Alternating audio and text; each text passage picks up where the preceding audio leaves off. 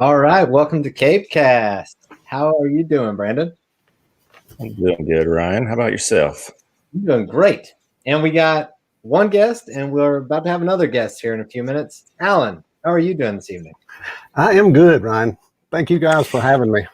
Heck yeah. Thanks for joining Anybody us. loves talking some DC, they're always welcome on CapeCast. If you've checked out our show before, you've probably noticed Alan in the comments section. So it's good to finally get him on the pod. Yeah, I feel he is a like-minded indiviable when it comes to these DC movies. I'm a little starstruck over here. Not gonna lie. As you can imagine, he's a friend of Brandon. They sound similar, as you can tell. They've got that little twang. His going. southern drawl is a little bit thicker than mine. I will say that southern drawl. There we go. Scott, hey, Scott, how are you doing? How's it going, man? Crazy. Children, showers, dinner, all the things. I just dealt with that myself, trying to get the little one to write her spelling words, then take a shower and get off her hoverboard and walk somewhere. It's just complicated. Very complicated. I got 30 minutes. I'm going to go ahead and put that out there right now. Okay. All good, man. No sweat. Scott sent a DM like 10 minutes ago. He was like, the family is not cooperating with the schedule. They never do. They never do. Cool. All right. So let's dive right in so we can get you on here as much as we can. So this is our 6th part. Man, we've done 6 of these already. Review of Zack Snyders Justice League, Something Darker. And there you go. Brandon, you're getting good at this. Getting quick. I like it. I'm trying. So yeah, this part opens up with some awesome Kent Farm goodness that we and there's your goodness right there. I know it. And man, you look at these shots and you compare them to the green screen madness of Mustache Gate, and it's just apples. Oh gosh, you don't. To this day, I'm still trying to wipe that other film from my memory so I don't randomly think about it every once in a while. It's like, no, can't I just enjoy the thing that I am watching? I mean, isn't that possible? Maybe. Yeah. Go ahead, Brandon. No, you're good. Go ahead. No, I just, for me as a Superman fan, this stuff is just like, this is the heart of it for me. And when we saw it again, unfortunately, this week when WB posted the same trailer. But when we saw that trailer initially leading up to release, and we saw Lois out on the porch and the ring moment and everything, that was the first time I had seen, other than that Comic-Con footage, like promotional materials that actually like gave me the chills. And then of course you watch the movie and it's not in there. So this stuff, I freaking live for this stuff in these movies. This Kent Farm sequence is honestly one of my favorite sequences in the movie. And there's one scene in particular at Kent Farm that we'll get to, but it has all the feels that I need for a good Kent Farm, Clark and Lois scene. Yep. It's definitely one of the scenes that really ties this movie in and goes, you do realize this is connected to Man of Steel, right? Like this is that sequence that goes, these movies coexist in the same universe, and we're going to beat you over the head with it in case you don't realize it. Because between all this Kent Farm stuff, that's just so, I mean, the musically and shots that just like the swing and the butterfly and things that just make you go, yes. And then by the time we get to the Kryptonian ship, then it's like, I'm done. I'm a puddle on the floor at this point. Yep. I've got that Mondo print with the butterfly on the wagon with the little kid running. And it's my favorite Mondo print that I've got. Thing is freaking gorgeous. So I love these callbacks to Man of Steel. And I know, Brandon, you were a fan of the swing moment. Yeah, I mean, this whole sequence, when she gets the clothes out of the box, and then he's got that moment where he has a little bit of like, like it starts clicking with him as far as like when he has that one line. It's just like she loved it here, so did I. And then he has like he like reconfirms it. So did I. Yeah, it's such a great moment for Clark. But this is home.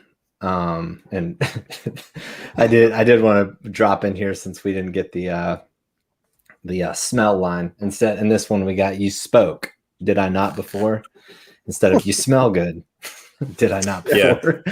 which is one of those lines that you're like, this is definitely a line you changed to meet quotas for.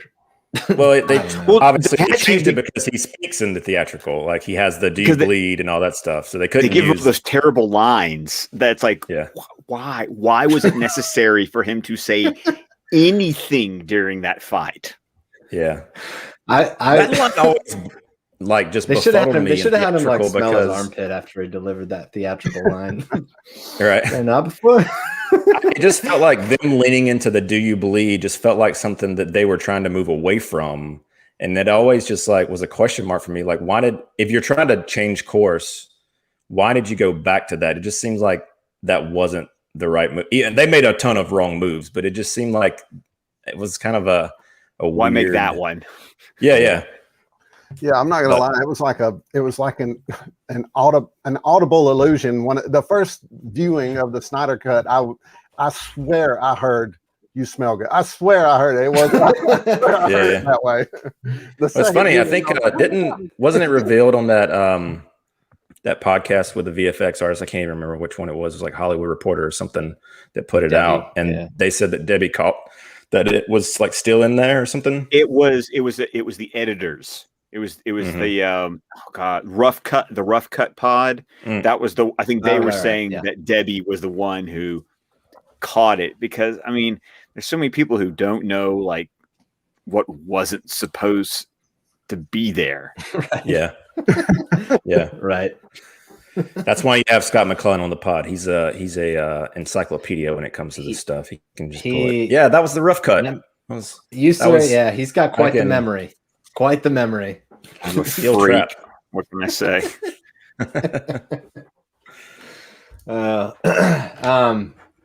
Yeah. So I personally like you mentioned, Brandon. I love the swing shot. I love and I actually love the little butterfly on the fingers thing even more than the swing shot. I like to imagine what Henry was like.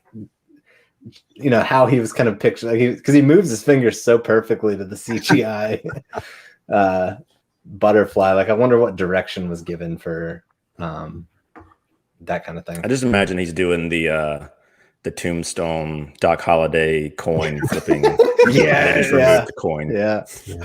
I'll be your Huckleberry. There we go. I have not yet begun to defile myself. God, that's a movie I need to return to. I was thinking the same thing. Yeah. That's a great. I actually just bought that one on Blu-ray. It was like $5 on Amazon. It's like, gotta get that one.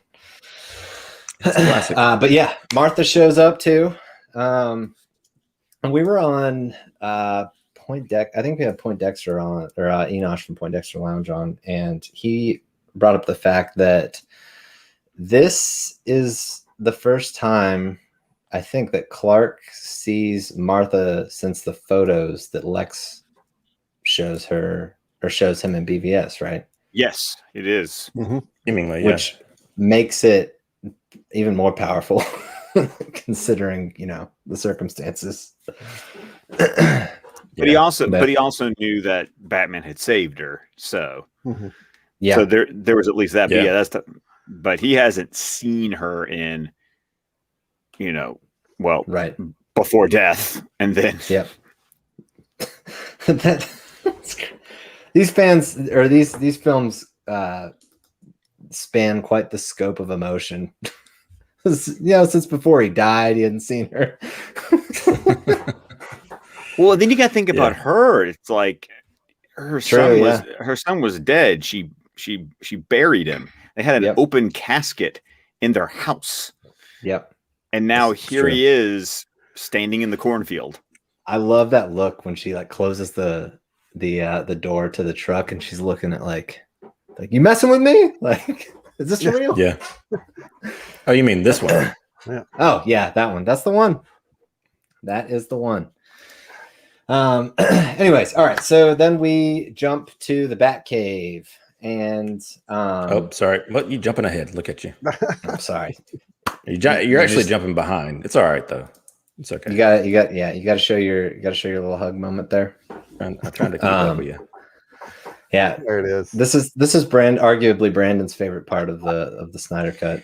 Yeah, and it normally wouldn't be like I'm usually I don't know like my comedy is very particular, and this typically wouldn't resonate with me, but I just love it so much. I just love the mannerisms. We were watching this the first time, and I've heard Brandon laugh out loud to comedies, but I've never heard him laugh out loud like he did to this in a non-comedic movie. It was hilarious. He just loves the way that Barry gives. It's great. He's got a little finger thing that he does. Yeah. I don't know. He walks. Also, when they go down the elevator, he's like, "Oh gosh, yes." Yeah. Well, see, that's the best part of it for me is still, everyone, this is Alfred. I work for him. Exactly. I work for him. Yeah, I love that. Also, and then he says he'll put the tea on, and he's like, "I don't know where we'll find the cups." Oh, right. Even before then, is watching each league member like react to Alfred, and Alchem's going, "Badass, Alfred." Yeah. Right. Yeah. Yes, he is. Thank you for acknowledging that, Momoa. Cyborg just walks right past him. Alfred was slightly pissed when Cyborg didn't speak. Yeah. You pick up on that's one of the things that you like, little things like that you pick up on the repeat viewings. Oh yeah. I'm like on, I don't know. I think this was my like 18th total go through, and I'm still picking up on little micro expressions and stuff like that. These films are just so layered with that, packed with that kind of thing. I haven't got that many of me. Scott, you have kids. How many have you gotten? I've gotten 6 full watch throughs. Granted, 2 of them were from the screeners that I watched before it was even officially released. So I've gotten 4 since then, 2 in color, 2 in black and white. And then, I've got like, you put it on, I'm doing laundry, I'm just kind of like poking my head in everyone. Like I've got, I don't know how many times I've watched the movie if you just sort of stitched together like I'm streaming it for streaming its sake, or I want it as my background noise, or I've watched like 4 parts, but I haven't quite, rounded the bin to finish off that last 2 hours. I mean, and also, it's kids and work, and it's like it was so great when the Snyder Cut got released right before spring break. So the ability to watch it an unconscionable amount of times was like, I'm off of work. I can stay up and watch a 4-hour movie straight through. It's like summer break. I've got to ask you. You said that the Justice Gray edition is your preferred. Is that correct? Or am I mistaking? No, I have said that. Even though I'm going back and this last time I was going back and watching the colored version, and it's just like, I don't know. I love them both for completely different things. I will say that I'm not following it chronologically, but we're in part 6. And some of the CGI that I personally find to be some of the more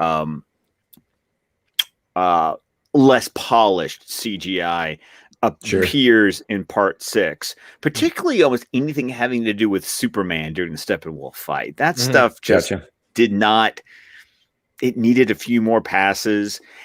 But in the black and white with Justice Gray, once again, black and white forgives a whole host of sins. And it's true. There's so much in that Superman Steppenwolf fight that the Justice Gray version, it just doesn't bother me like it does in the colored version. and I've always been picky about VFX anyway. So I'm not normal. So a lot of the like the Steppenwolf Amazonian chase to me looks a lot better in Justice is Gray.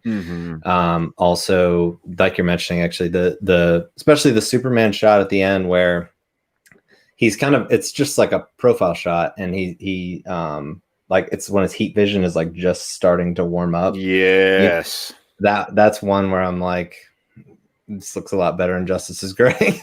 That one looks better. And there's also the one where he's doing the iconic like arm back fist, and he's flying to the camera. And it's I think they needed a few more like foreground elements in that one, because he feels very much like he's floating on top of a background. Like that one right there. Yeah. Yeah, I agree.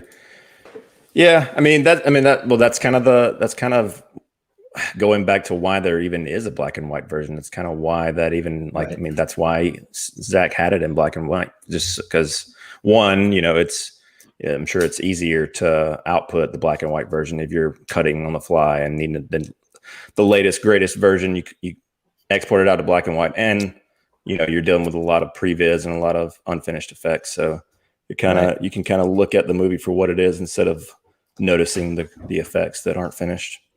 Yep. And Scott, I do have to bring up before you jump, I got to ask, Alan and I are huge Invincible fans. How are you liking it so far? I know you just started watching it. Oh my God. Yes. It's so good. It's so good. Okay, and here's the thing. I have the 3 compendiums. So I have the complete series. I just haven't read it yet. And part of me, I waited to watch it because I wanted to read it before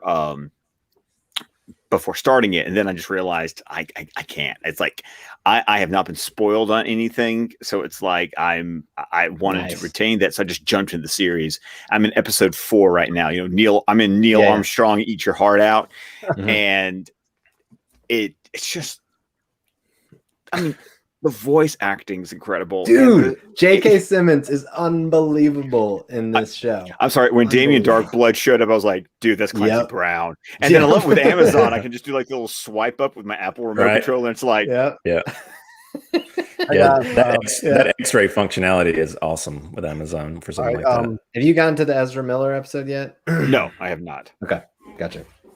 Yeah, it's crazy. Hello. Hey, this is Kal-El, everybody. Nice. There Hello, you go. Kal-El. We call him Cal in this house, but he wanted his 15 minutes of YouTube fame. So there we are. There you go. Love it. Nice to meet you, buddy. Big Superman fan? Yeah, it's to be, A right? little bit. He doesn't have a choice. The first one, I wanted to be a Superman fan. Turned out to be a Batman fan. So I was like, you know what? I'll just name him after him. He won't have a choice. Right. There you go. There you go. Good night. Yeah. That's the thing that I'm only like 4 episodes in Invincible, but just the talent that they've roped into this series has been very voice cast. It's pretty impressive. Yeah.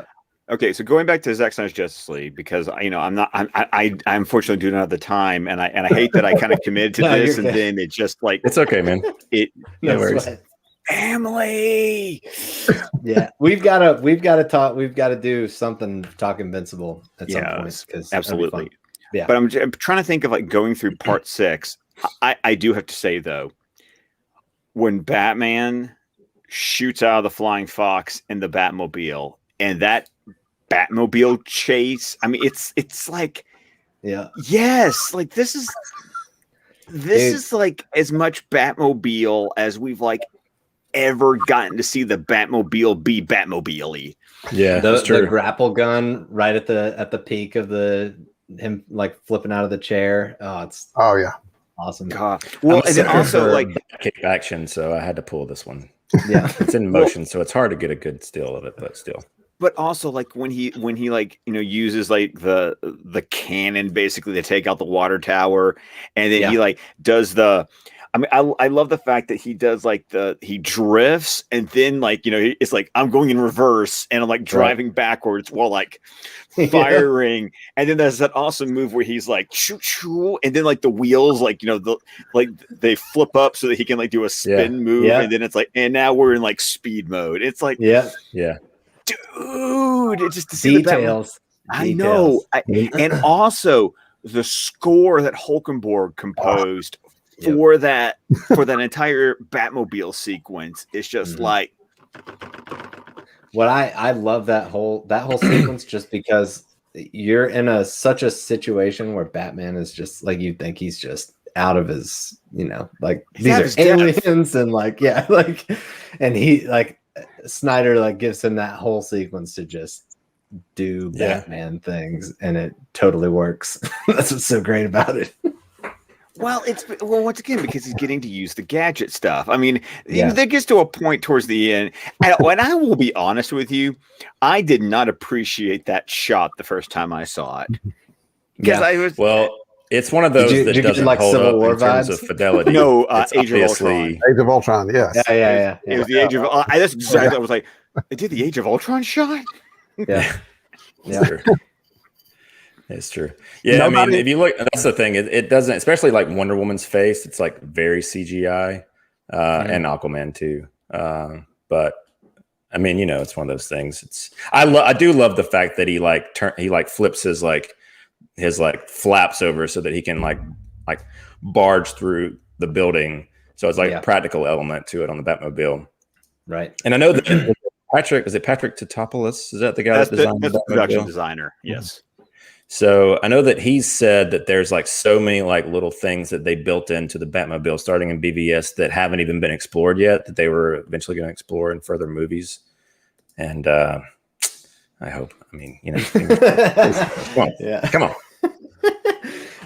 One other thing that I thought about for the first time when I was watching this go around was I love how Zack Snyder seemingly looks at scenes and he's like, oh, okay, Aquaman, underwater guy. Let's make him fly through the air. Like let's have him, completely out of his element. Like, like you have to have some stones to do that and do it effectively. There you go. Just surfing a parademon. That makes sense. Yeah. At least that's like one of my favorite shots from the initial trailer, and it's such, and I love how long it just lingers on it. Like it just starts below him, kind of drifts above him, just lets it ride out. It's great. Yeah, the hair flip at the end. Oh yeah, because he's like it's the most Jason Momoa. Yeah.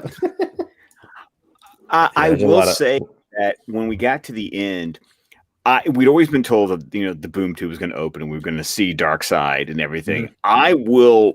What I loved was I was completely wrong when that boom tube was going to open. Yeah. Like they haven't even won yet. They're actually lose and we see Darkseid. And so it's so fun just being able to look at these moments and go, there was so much made about how Zack's revealed so much and he's shown so much, in the fight and during the release, the Snyder cut period. Mm-hmm. And we were like, but we have no idea how this all pieces together. And the fun part was actually watching the movie and going, oh man, I was wrong. Like, it's like, it was fun to see how much stuff I was wrong about. Mm-hmm. And, like where the boom tube was going to pop up, how that scene was going to play out.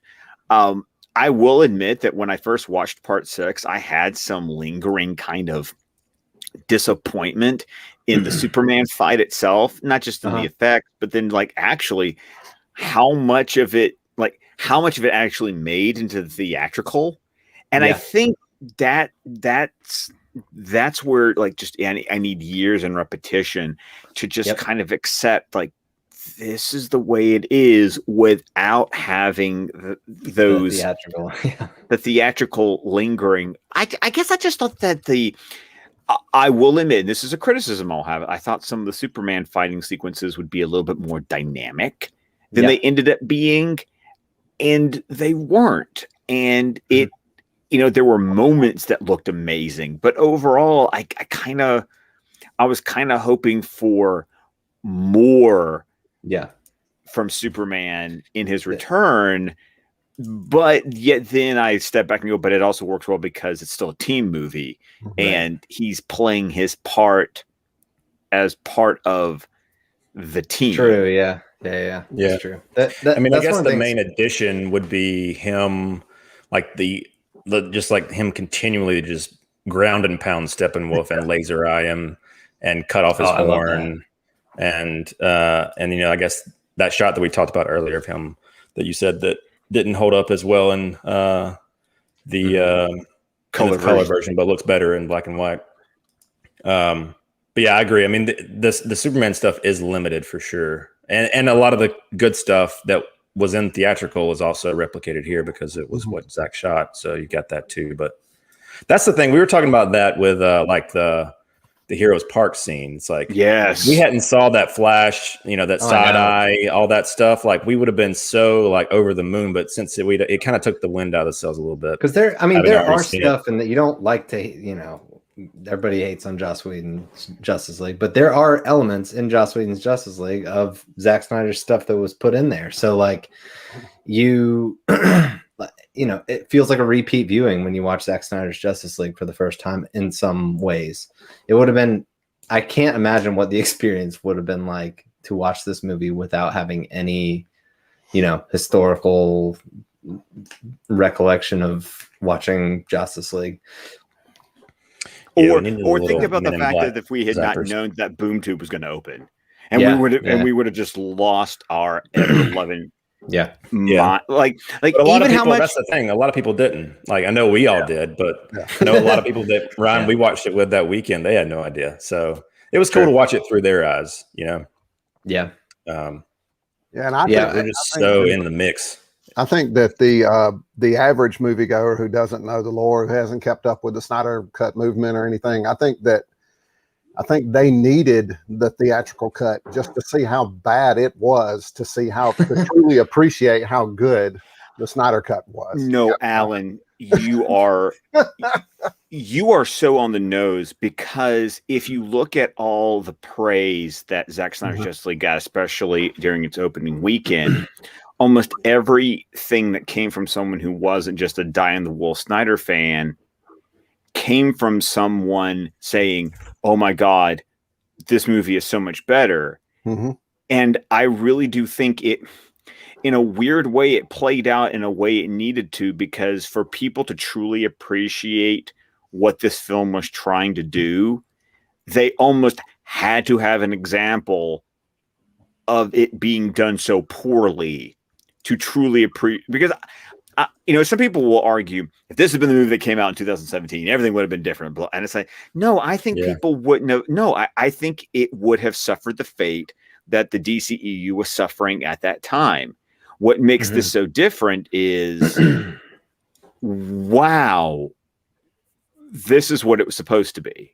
And you almost needed the 2017 version to basically slap some sense into people. Especially when it was wrapped in this whole, like, Justice League was wrapped in this whole, all right, we're going to try and Marvelize what DC was doing. And, like, people got to see that did not work. Especially for a story. Something was definitely bleeding, for sure. Yeah. That whole freaking movie. It's one of those things that I struggled with. Like my wife, I could never show her Justice League theatrical. I just couldn't do it. And so when she watched this, she had never. Should I show you the original? I mean, I had that whole. I was like, maybe you'll appreciate this, but I was like, I don't know, maybe. Like I don't want you to have seen a lot of the cool stuff that was in there that Zack shot. Like I want you to see all this for the first time. And so I just decided not to show it to her. Period. But I do agree with you, though. I mean, it's one of those things where if you have seen it, it definitely flavors that, like, oh yeah, this is, I mean, seeing that and then seeing out how it's meant to be, it definitely gives you a lot more appreciation for it, for sure. Now, would I prefer to have never had to have seen the 2017 version at all? Absolutely. That was say we all. Well, guys, I hate to have to bounce on you so quickly. It feels so unfair. But no, man, we appreciate your time, bro. Yeah. We'll have to get together again. I'm sure we'll see you over on Dave's stream at some point. as well. Some point. Absolutely. Yeah, man. We For sure, appreciate man. you jumping on. Anything you want to plug? I know that you Yeah. guys put out Warrior today or yesterday. Was it today? It was yesterday? this morning, actually. Yes, Squadcast Good movies. Oh, it was my first time watching it, and it was a fabulous movie. So go over to DC Films Squadcast or at squadcastmedia.com. You'll find it in the DC Films Squadcast feed. But we have this alternate show we do on kind of like off weeks called Squadcast Movies, where we alternate. 1 week Tim picks a movie that I have to watch, and the next time I have to pick a movie that he has to watch, and we tell you at the end of the episode what the next movie is. So this was Tim's pick, and so this was the second time he's picked a movie that I got to watch for the first time and for the podcast. That's awesome, man. It's a great movie. Great movie. Heck yeah. It's a fabulous movie. Yeah, man. Well, dude, thanks so much, brother. We appreciate it. Thank you for having me, man. Absolutely. See you Take guys care, later. brother. Yep. See you. So we kind of jumped ahead a little bit. Do you want to run it back a little bit? Sure, let's do that. I've got a ton of notes over here, so I was hoping we were going to go back. I was like, I wasted so much time. Right. We're long-winded, so Scott was just wanting to get to his high points. I don't blame him. He wants to hit on some of the I gotta talk about this. Gotta talk about it. It was really cool to get to be on with a guy who's interviewed some pretty awesome, celebrities in the Snyder. That's cool. So that was cool. All right. Indeed. So where did we jump ahead? We were at. I think let's go back to the Batcave. When I think that's where we're at, right?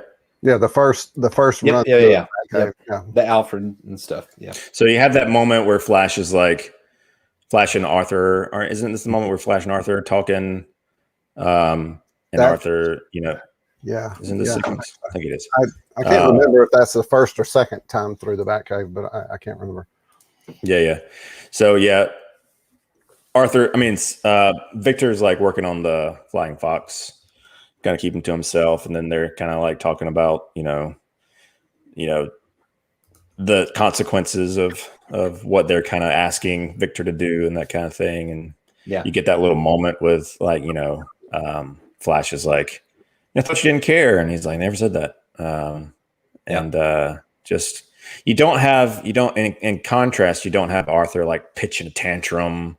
Throwing stuff in that cave, and then that weird moment with Bruce and Diana, his back sores. So, he's like, "Oh, crack my arm for me." I'm so broke down. He's got his. And listen, I'm a Bruce Diana shipper, Batman so onesie on without any of his armor, like nothing else on. It's like great. It's so he's weird. kind of spilling out of it because he's it's not to rag on him, but he was going through a lot. Yeah. So I get it. Yeah, at that point, it was pretty rough. Yeah. It's just what it is it's so like glaring from scene to scene. Like that's what gets me about it. It's the same thing with a lot of the characters. Like Barry, like his haircut. Like if the wig was so awful during all this. Yeah. And obviously with Henry, you've got the mustache in every reshoot scene that he had. Brandon, you're not aware of Mustache Gate? No, what is this? You should Google it. He had a mustache? Yeah. I didn't see a mustache. You saw it, you know it. You hated it. Have y'all seen the Corridor Crew when they this last week where they put the mustache back on all those scenes? I watched some of it. I didn't get to finish it, but yeah. Yeah, it's pretty cool. That is the most rewarding YouTube channel besides our channel, of course. I not find to gloat or anything. I love that. I love that channel so much. So if you haven't checked it out, Corridor Crew, do it.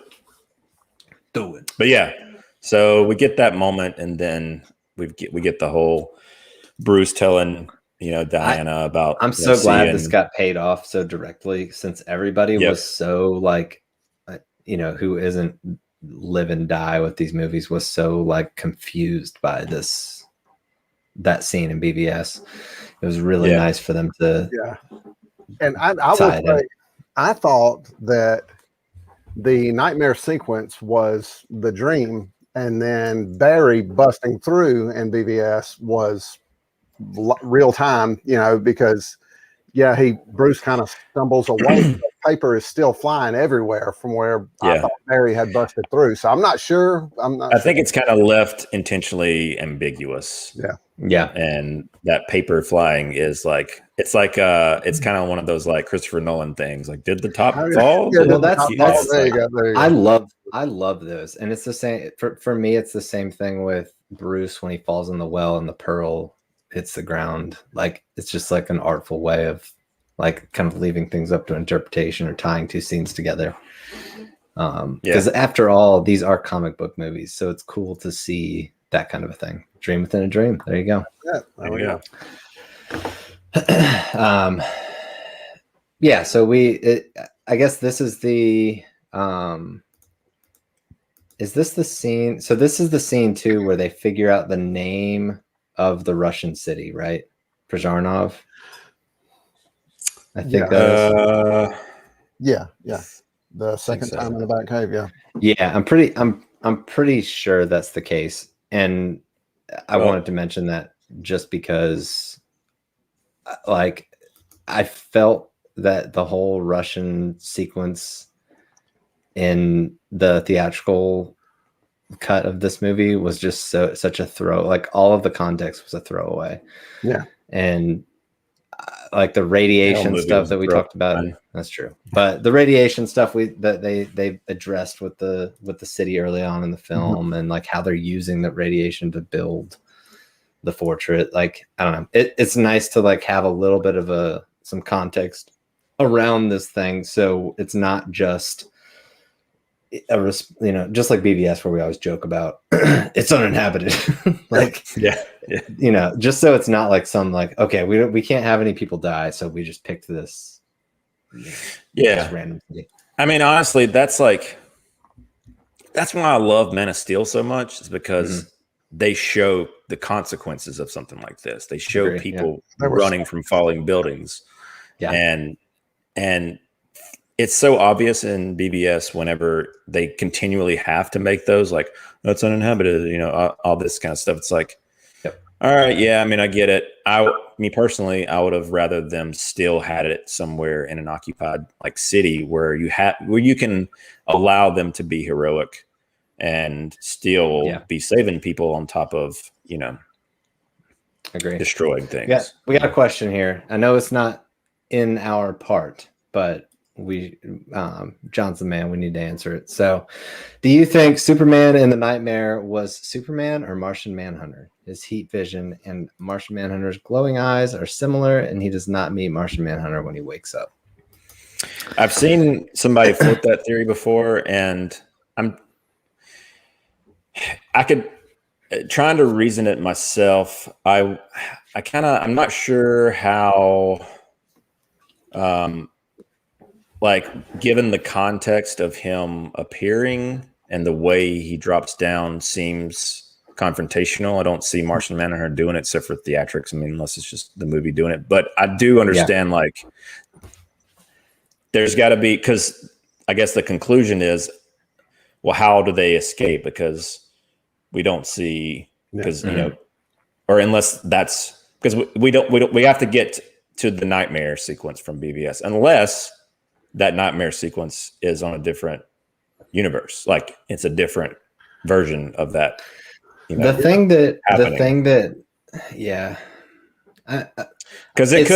Joker has that line where he's like, how many, what does he say? How many realities do you, whatever he says, I can't remember. You know what I'm talking about. I know what you're talking about. Because you don't have the cojones or whatever he says. To die yourself. And so with that in mind, it's like, I could see it not having to rely on, okay, after Soups confronts them in this nightmare sequence, how do they get to where it's Bruce by himself with his ragtag group of people? Gets him. What I will say is, if these movies continue, there's no way that Zack Snyder does not take advantage of Martian Manhunter's shape-shifting abilities in some crazy ways. So in that sense, yeah, you know, I could see it happening. Story-wise, I don't necessarily think it's a huge fit here. I do get the whole "how did they get away from him" thing. But yeah, my gut would say no for this, but I would not be surprised if that kind of thing happens. Yeah, I mean,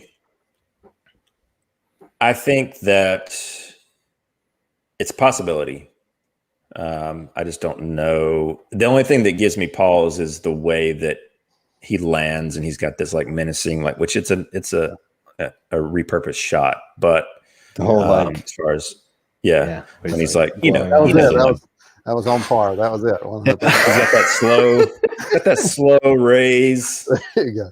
No, if it were Martian Manhunter, he better get to the point quick, because Victor the whole box of ammo on him. Right. Mira's about to tear him a new one, so the 50 cal on Vic's shoulder that he's going to use there. Yeah, right. Joker's going to laugh him to death. So there we go. Better watch out. All right. I like the theory, though. I do like it. Yeah, it's good. Yeah, I think you sent me that at some point. When I guess when that first popped up on Twitter, because I know we talked about it briefly. It is interesting. Mm-hmm. You know, maybe we'll find out. Yeah. Batcave. Back to the Batcave. We've got we do finally get the flying fox fixed by Cyborg. And I love Alfred's reaction, and Master Wayne, get over here! You gotta see this. Yeah, yeah, he was pretty stoked. Holy fly, Batman! Right. Holy rusted metal. But you know, the dialogue, like, it wanted to fly.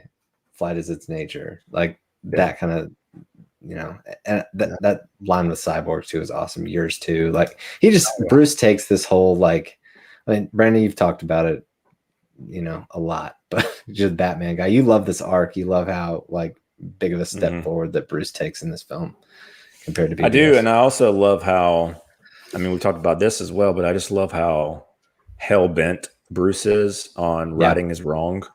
Yeah. And, you know, kind of making amends. Because and then we'll get to it, but he is on a suicide mission with this. Like, he even talks about, like, the door will be open. Like, he's like, don't worry about it. I'm gonna make it happen. Like, he's planning to just go in and just blow himself up to make this happen. Yeah. And he's like, that's why I put you together. And we'll get to that part too. But, like, it's like, I just love how adamant he is, and just, you know, back to the resurrection scene. He's just so like, wait, we know this already. Do it. And he's like, just so, like, he's got to get this done for himself. And I love it. This is a good question. I gotta pop this one up here.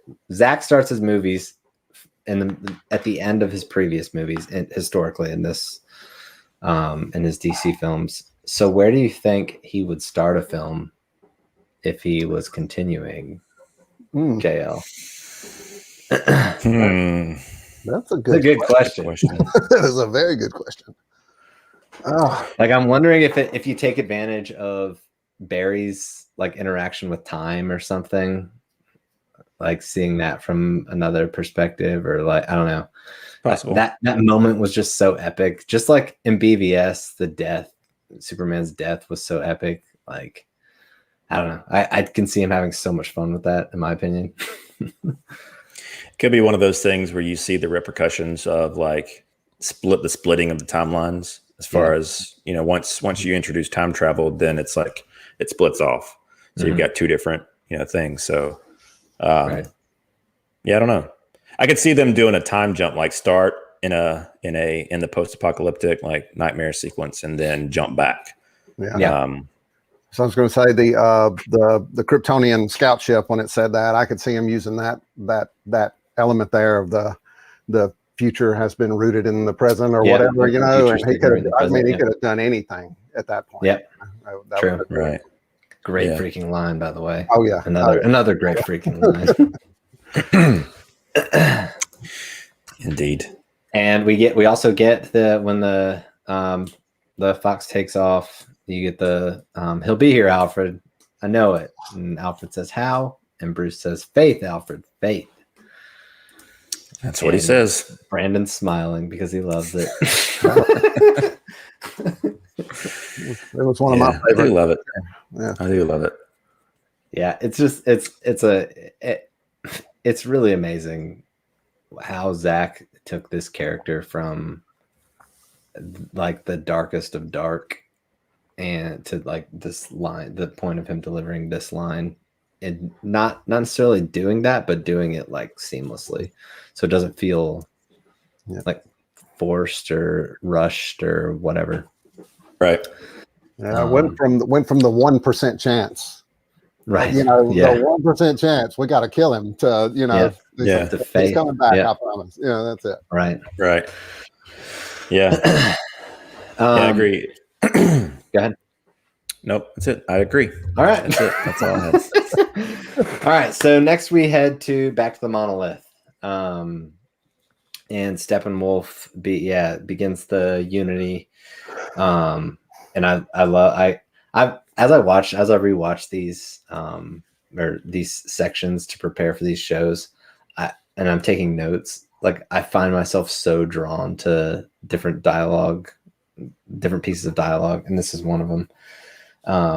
Steppenwolf says, "At last, prepare for his arrival. My redemption is nigh. Unite, synchronize." It's just so there's so much in there. The Watchmen throwback in there with the knife. Exactly. Yep. That was really cool. Yep. And also you get, like we kind of talked about, the depth of Steppenwolf's character. Like he really is just this kind of desperate puppy when it comes down to it. And I love him. He just wants to be accepted. Yeah, I mean, he's such a formidable villain compared to the 2017, but at the same time, you want to cuddle him. I don't know how you do both, but Zack makes you want to do it. It's the eyes, man. It's the eyes. It is. Yeah. Whenever they do the when Screen Rant does the pitch meeting for this, they're how they do those like thumbnails with the big eyes. They're just going to use his natural. They're just going to use him. They don't have to make his eyes big. Right. They did it for you. Right. Puppy step. It's true. Yeah. It's very true. It's funny how they've got just like they like high gloss his eyes in those moments. It's just Steppenwolf. We'll get to it later, but whenever Dark Side boom tube, like the boom tube open, he's like, he's here. Oh, damn excited. I haven't seen it in so long. Yeah. So good. He's here.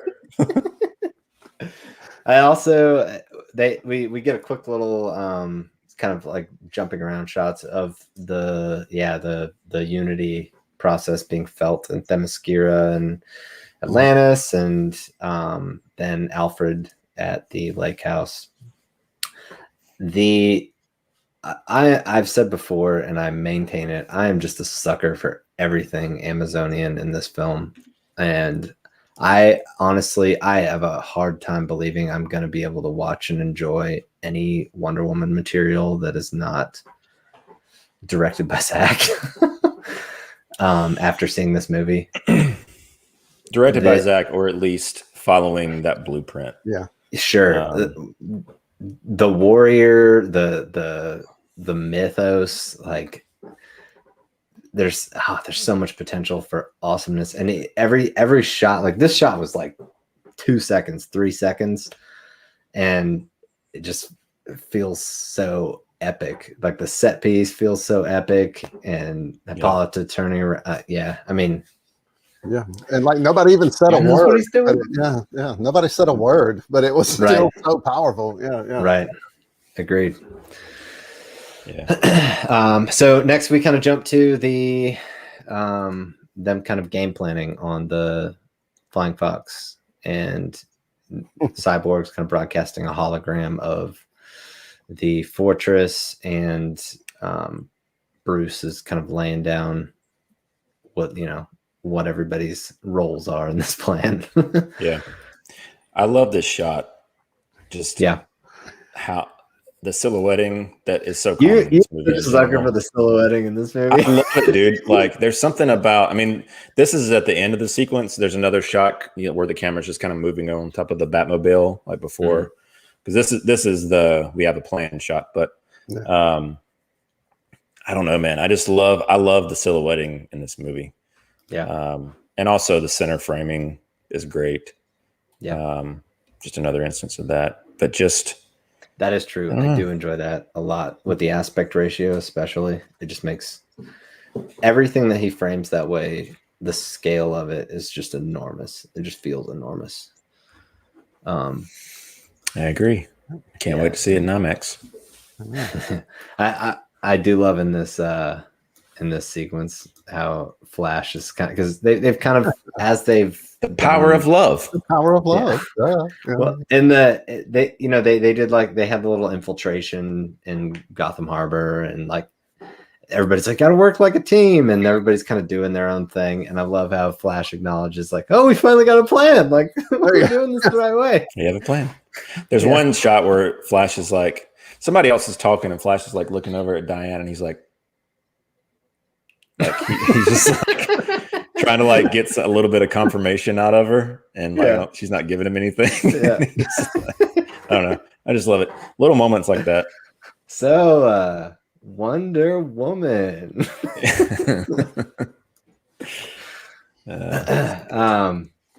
Next we jump to the Kryptonian ship. And this whole sequence is just, like I mentioned before, Superman guy.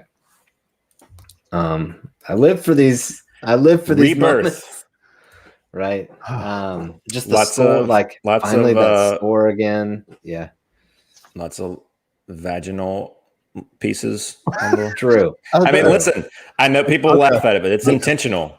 It is. Listen, it's funny, but it's also, it's one of those things where it's it's on purpose. It's just like the same thing with Man of Steel at the beginning.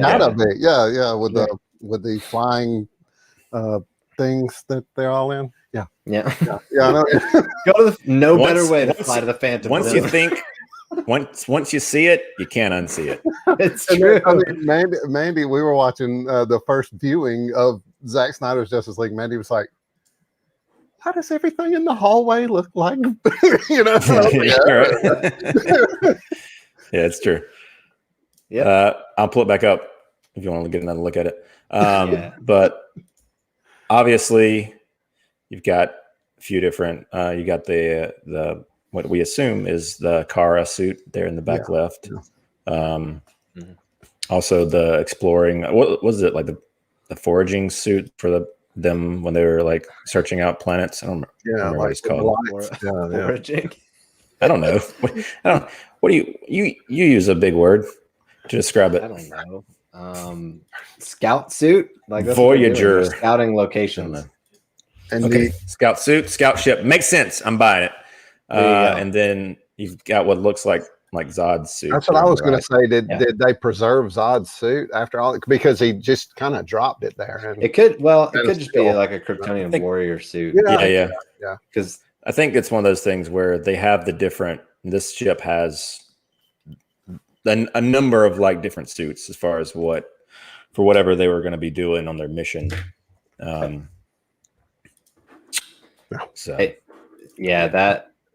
This whole sequence, like I mentioned, the score, and then having the you've got the kind of through line of the fathers in this whole series, and the quotes just echoing kind of movies past. And then obviously, I gotta ask you something. I'm so proud of you, son. What's that? Well, I was going to ask both of y'all. So we were teased with these lines, a few of these lines in the trailers. Yeah. Were you guys disappointed that you didn't get physical representations of Pa Kent and Jor-El? I would have been down for Jor-El. For Jonathan Kent, I feel like it would have been overplayed a little bit after BVS. Yeah, I honestly, I could paint those those voiceovers on a wall in both of my boys' rooms. You know, like that was God, it was so awesome. And honestly, I feel like I wrote a note of this. I know Zack didn't write a lot, but I really feel like, I mean, I could have seen him saying every bit of this to Henry, you know, because they started this together, you know, and I mean, it was just, that was one of the more powerful scenes out of the whole movie for me. Was I could literally see Zack saying every bit of that, you know, it just sounded so personal, you know. Just listen to some of these quotes. I'm so proud of you, son. Your heart was tested. You need to show them who you are. Love them, Cal, the way we loved you. Fly, son. It's time. I mean, come on. Oh, who doesn't get chills? Here goes my man. Speaking of it's time. Yeah. There it is. He's got the black suit hat on. Oh my gosh, what a perfect time to come in. I mean, I'm glad I didn't come in the vagina wall thing. That was there. Oh yeah. Oh well. Heck yeah, man. How you doing? I'm great. How are you guys? We're doing great. We're talking Zack Snyders Justice League. Yeah, we're Imagine that. Yeah. Can only be doing good when you're doing that. Yeah. That's always a good day. That's always a good day. So Alan, Enosh, Alan. Yeah, there you go. Yeah. Enosh went the wrong way. Alan went the wrong way. I'm not mirrored. I'm mirrored right now. Sorry. Right.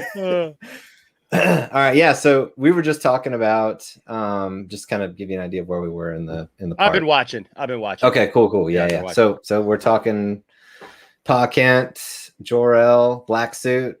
What did you think about this whole scene, dude? Okay, so from the time that I was what was I 16, 17 when the death of Superman happened?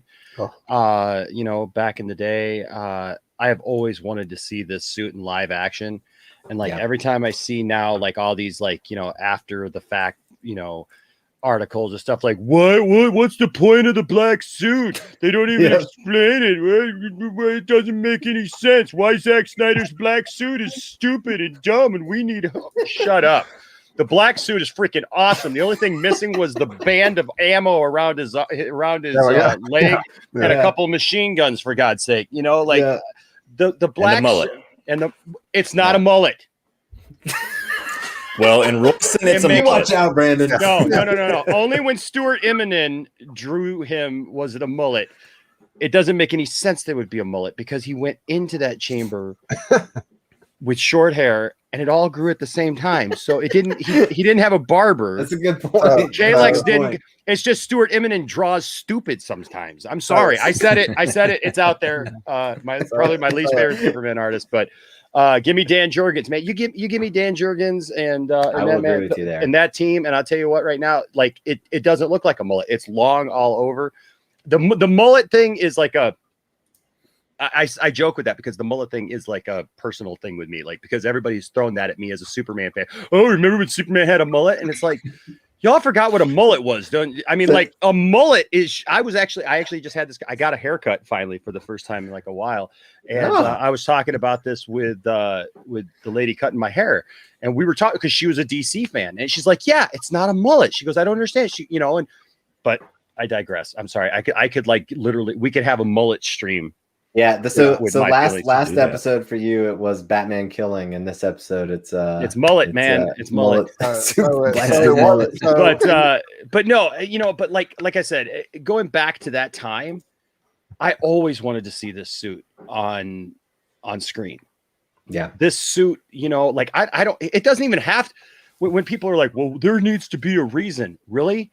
Does there have to be a reason why some iterations of Batman have the blue trunks and some don't, but people don't gripe about that?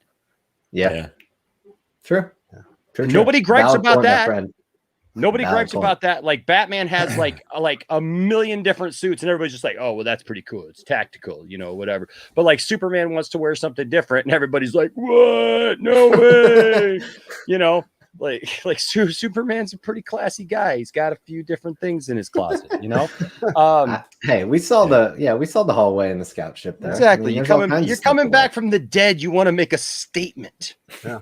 I mean, I will say that I'm a little disappointed there was no Tennessee top hat or Kentucky waterfall. You know what I mean? I was kind of expecting that, but you know, it's okay. It's all right. Yeah, oh no, I'm all with you. I wish that they would have gone full out and had some longer hair. I'd have been down with it. But yeah, you know, either way, that black suit is just so awesome, and it's kind of the way that I always envisioned it to be. You know, we got a taste of it in Man of Steel, which was cool. Yeah. You know, and a lot of people forget that we got a taste of it. I don't. I know. Neither do I. Neither do I. Yeah. But you know, like even the griping about it, it's like, why gripe about it? They established that Kryptonians have these various different ceremonial outfits, and that's the jumpsuit basically underneath of it. You know, that their armor and different things. So, man, to see him walk out in that suit, thank God for Zack Snyder, man, who was like, Warner Brothers doesn't want the black suit. Oh no, sure, we won't do the black suit. No, we'll just do just make these changes for me, just in case. What color blue do we have to use to be able to turn it black? Awesome. You want some silver plating under? Yeah. Which makes a lot more sense too, because I tell you what, this black suit with the way Zack did that is so much better than that ridiculous blue suit. It looks way better because it, you know, like my mind, like literally just blew. Like when I heard that from Zack, that you know, like why there was those silver pads and everything. Because like, why would you have silver padding? You know, like muscle padding under. And it's like, nope, it was all part of turning the thing into the. It's got like this black suit's got this like sheen to it, also like that is not present on the other suit. Yeah, it's just so good. I can't wait to get that figure. Can't wait to get that figure. You and me both, man. You and me both. You're getting 2 of them, Ryan. That's right. That's right. It's a mistake not getting 3, as far as I'm concerned. I've been having that problem a lot lately because when the pandemic hit, like you couldn't buy anything at a store. So like I was rushing to pre-order stuff and get stuff online, and every once in a while, I think I ended up with like 3 of the King or Red Sun Superman figures. Because I forgot that I had ordered one, and I would see it and I'd be like, oh, I got to make sure I get that. I can't not get the Red Sun Superman. And so I like came in from Target, came in from Amazon, came in from Walmart. I was like, oh, well. Nice. Oh, well. Ryan, just so you guys know, Ryan would have 3 of these on pre-order, but the Iron Studios one, the hair part's in the wrong direction, so he didn't pre-order that one. Hey, I pay attention to these things. All right? Good on you. That's one of the problems that I had with Brandon Routh's Superman.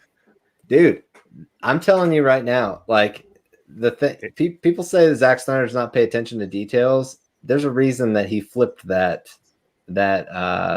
shot with Darkseid holding his hand on Superman's shoulder. Hair was parted a different direction in that movie. Telling you.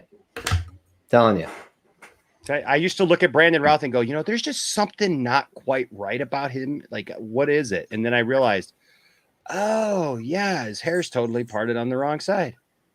Oh, it makes sense. Interesting. Yeah, it makes sense. It's like completely opposite. That's why like the curl is like kind of weird, so it doesn't really look like an S. It's like it just kind of comes down and everything, and and it's just kind of one of those things, you know. It gets in your head, you know, but I'm not like, you know, I don't hate on that kind of stuff. It's just stuff that I noticed. It's not like I'm like, I'm never going to see that movie again. Yeah. I just don't like. You have to imagine that if Zack was able to, from the beginning of production, you would assume that he would have wanted and probably intended to do like a bearded, long-haired Superman in this movie, as faithful as he is to the comics, but one of those compromise type situations where he's like, all right, we'll make him. I did see an interview with him though, where he talked about that, where he was talking about like trying to be, because they were talking about the black suit and they were talking about how he wanted to do that. And he mentioned the hair and he mentioned like that they, I guess, thought about it, but then like they just couldn't get, because he calls it a mullet. He called it a mullet. And I'm so disappointed. But no, I hate these movies. I know. Like, forget this. No, I'm going back to my true blue Superman. No, I just yeah, no, he mentions it actually that they, they looked at different things, but it just didn't work. Yeah. Like because he talks about the trunks too. Like I'm a big fan of the trunks. I still think trunks can work. Yeah. And he said that they tried several versions of like the Man of Steel outfit that it just didn't work. So Henry's like, I'm not growing my hair out. He grew it out, not really, but he had long hair in The Witcher.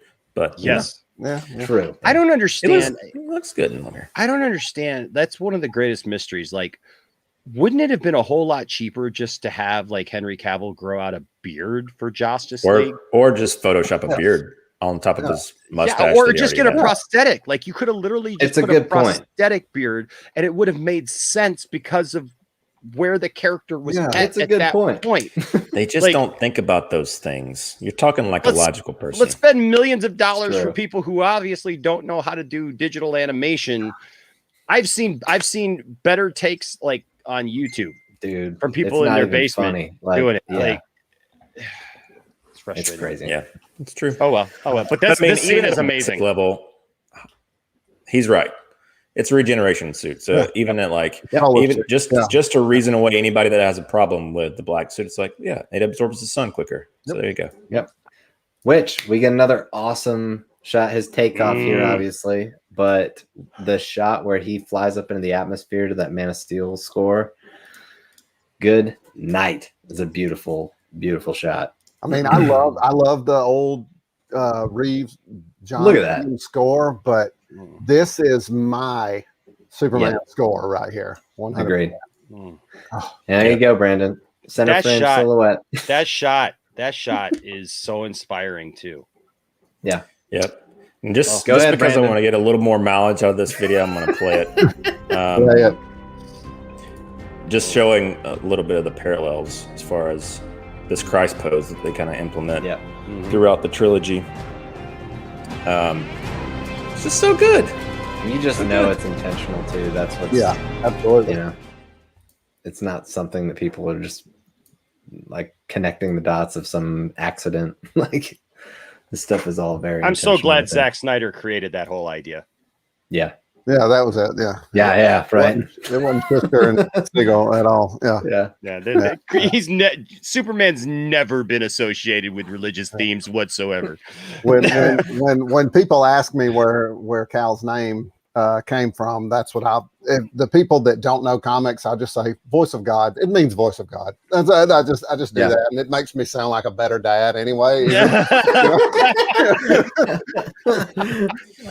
I don't know if you. What do you think? What do you think of Superman? Alan's son's name is Kal-El. I'm an adult. All right, I don't name my kids. There we go. Yeah, my son's middle name is Jor-El, so that's mine. Cal's name is actually David Kal-El, so it's his middle name as well. I mean, what's funny is on his on the birth certificate it's KAL-EL. All those Southern ladies at the courthouse were like, "What in the world is this?" If I had to do it over again, a gang sign? Is that what this is? My ex-wife was going to let me put the hyphen, and I thought long and hard about it. And I thought, well, no, I got the name. I got the name in there. So that's enough. That's enough. If I had to do it over again, I would have just done it. But, at least then it looks okay. But if I had a second son, there's mine that I was able to name. I got two stepsons, but, if I had another one of my own, you can rename them. He was getting out. That's true. I'm sure every day. There you go. I'm sure their dad wouldn't mind at all. I've only had every serious talk with them, and never mind. We won't get into all that. I might as well name them. You're Kal-El. You're right. Nice. That's good stuff. All right. So next we get kind of like the crew gathering themselves the suit up to an awesome guitar riff by Junkie XL. Yep. Batman throwing the trident to Aquaman, and I love this little rack focus that Zack's got here. He's doing his yoga pose. He throws his arms out. Focus falls back on his face. And that's for all the people who are Awesome like, "Why does technical the Flash run that way?" Like that. Yeah, Why- right. There you go. Because he's got a spiritual relation with the Speed Force. Got any other stupid questions? Yeah. How about shut your mouth? Why does Superman have a mullet?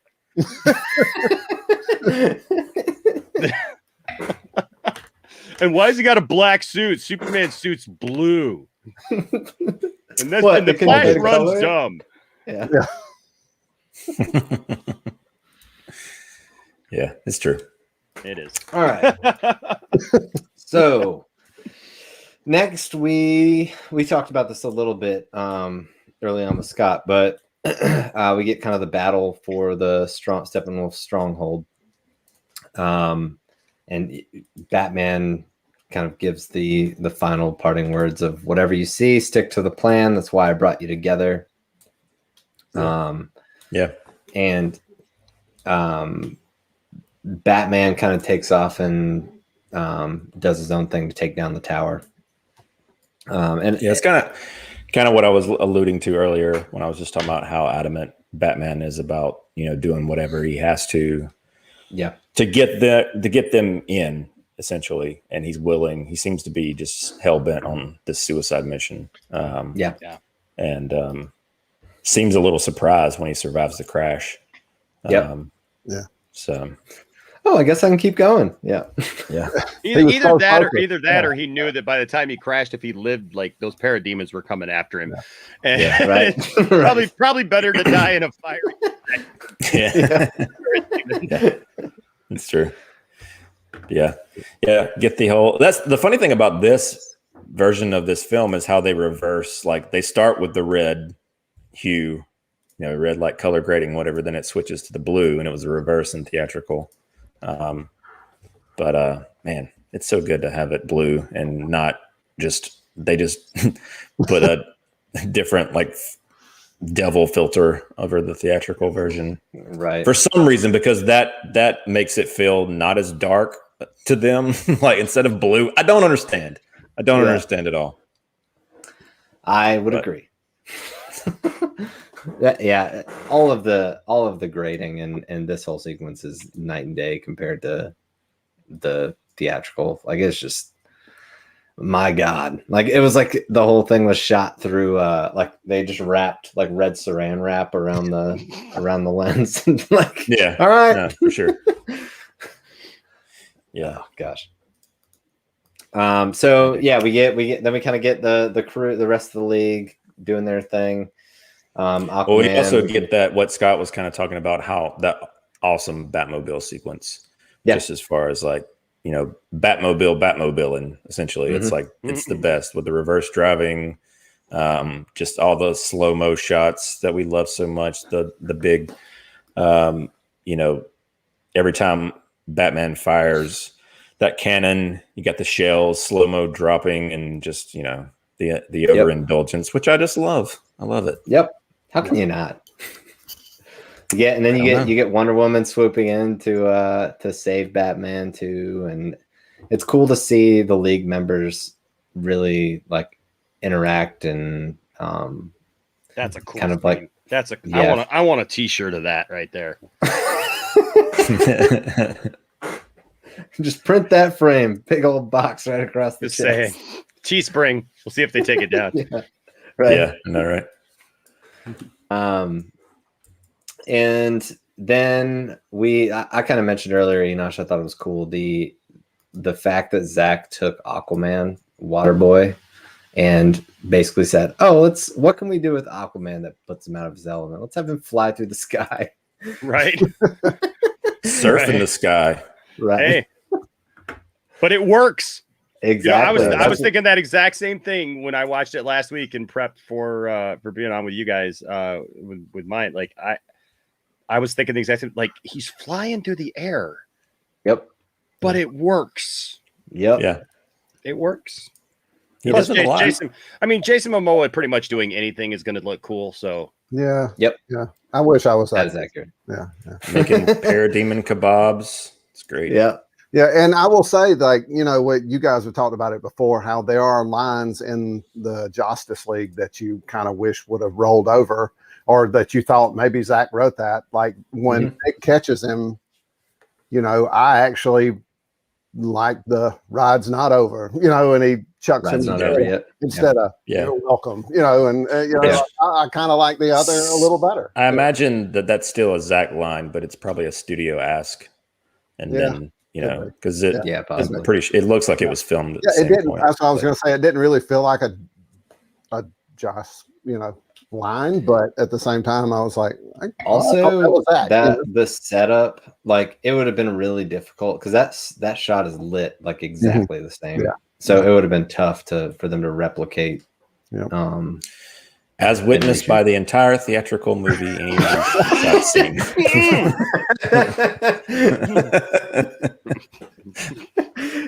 His camera almost just short circuited on that one. Yeah.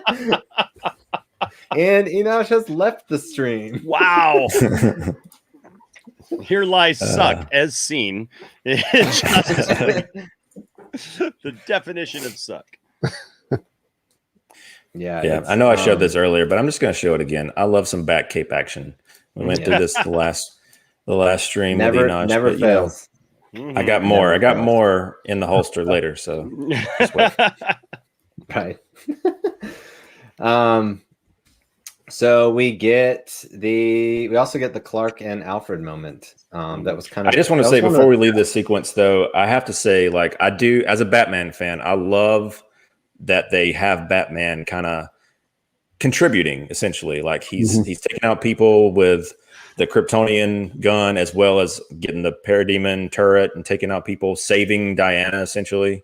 You know, I just love that they, as well as the Batmobile stuff, I just love that they give him a little bit of agency, as people like to say, in 2021. So glad that they gave him some. Yep. Sure. This is definitely Batman's moment to shine in a situation that Batman is kind of out of his element in. A lot of aliens. Yeah. Yeah, that was legit. That was legit. The note that I wrote was so many Batman moments in parentheses. That was it. Like, I mean, it was awesome. Yeah. Driving the Batmobile backwards. Yeah. Yep. Do all that. I mean, just shooting, you know, oh, that's right. Batman has guns. Shooting at all the Parademons, just mowing them down. And then I love that moment when he comes around the corner and it just flings that one Parademon like right into some shrapnel, and it just like comes through his chest. It's like, I love just like when he gets in the whole sequence of him like moving himself down from the cockpit of the Flying Fox to the Batmobile, where he's like dropping from level to level in the ship. It's just so like Batman. And then he said, I think his line is like, "They're here," and he cuts the lights. Oh yeah. And then you get like that BVS Batmobile like surprising the Parademons kind of sequence. Is just it's awesome. It was adrenaline inducing. Well, I agree. Oh, do you? No way. I concur. You can see that I concur because, and it's very fancy because my pinky is out. That's right. Yes, Batman has guns. Blasphemy. I would beg to differ. Point of reference. Right. So we got the Clark and Alfred moment.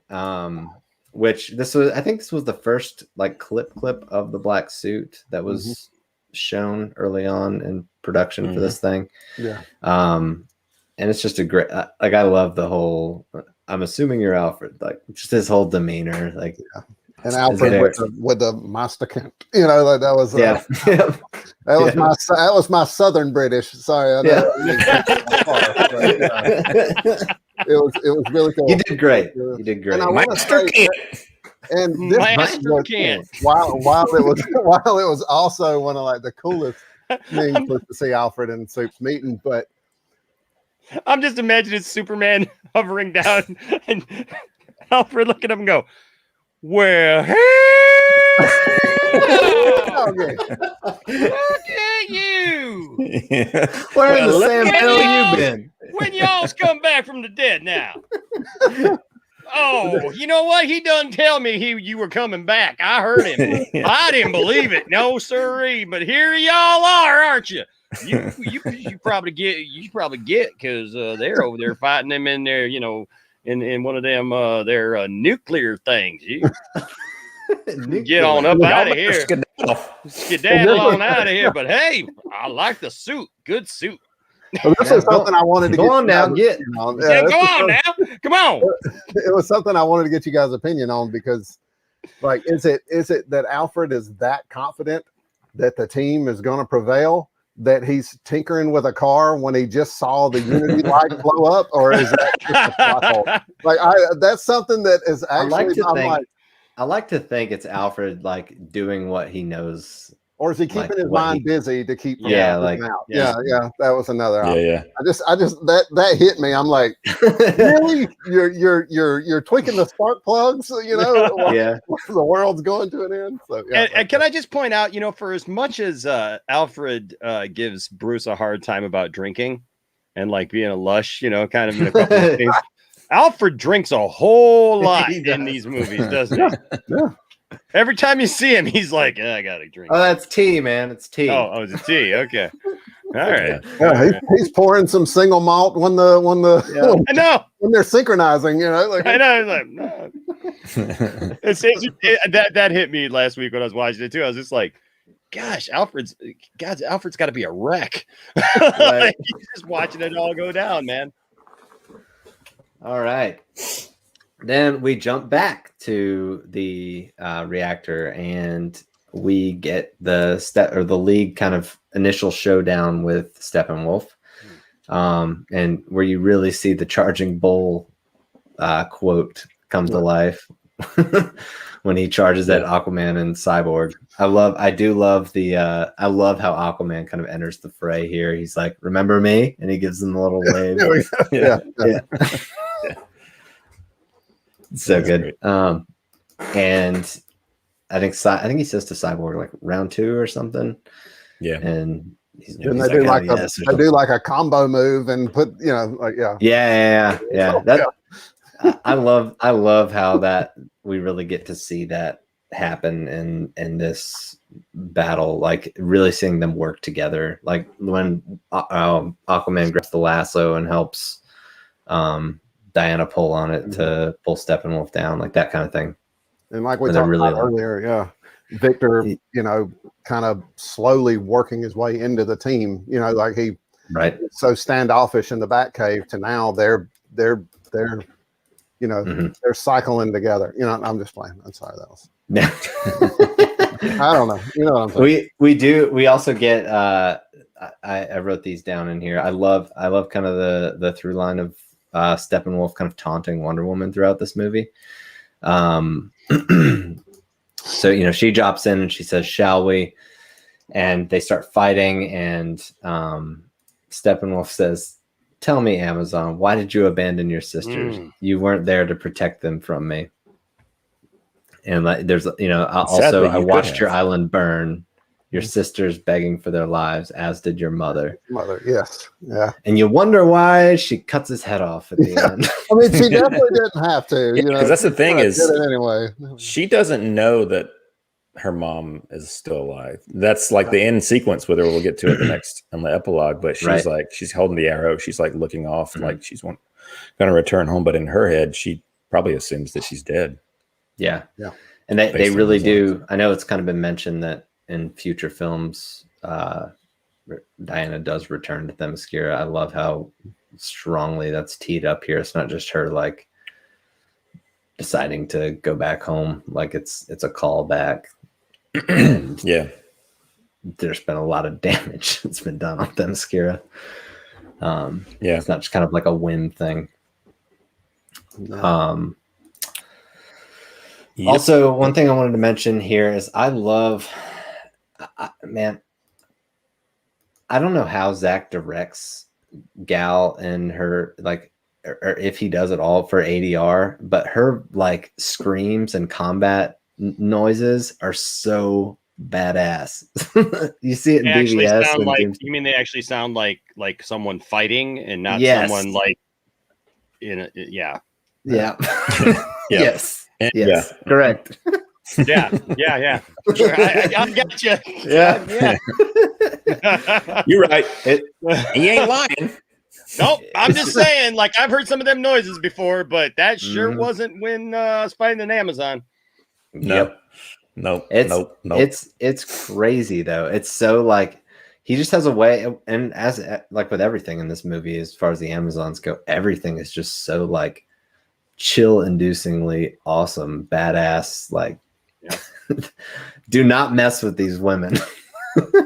I love that too. I love that Yeah. too. You know, like I'm sorry, as a husband of a woman that is very, I don't know, how do I want to put this? I mean, like, I'm sorry, like I have a wife that she's not some like uber, you know, got to put it in people's face like she's better than any guy or anything like that.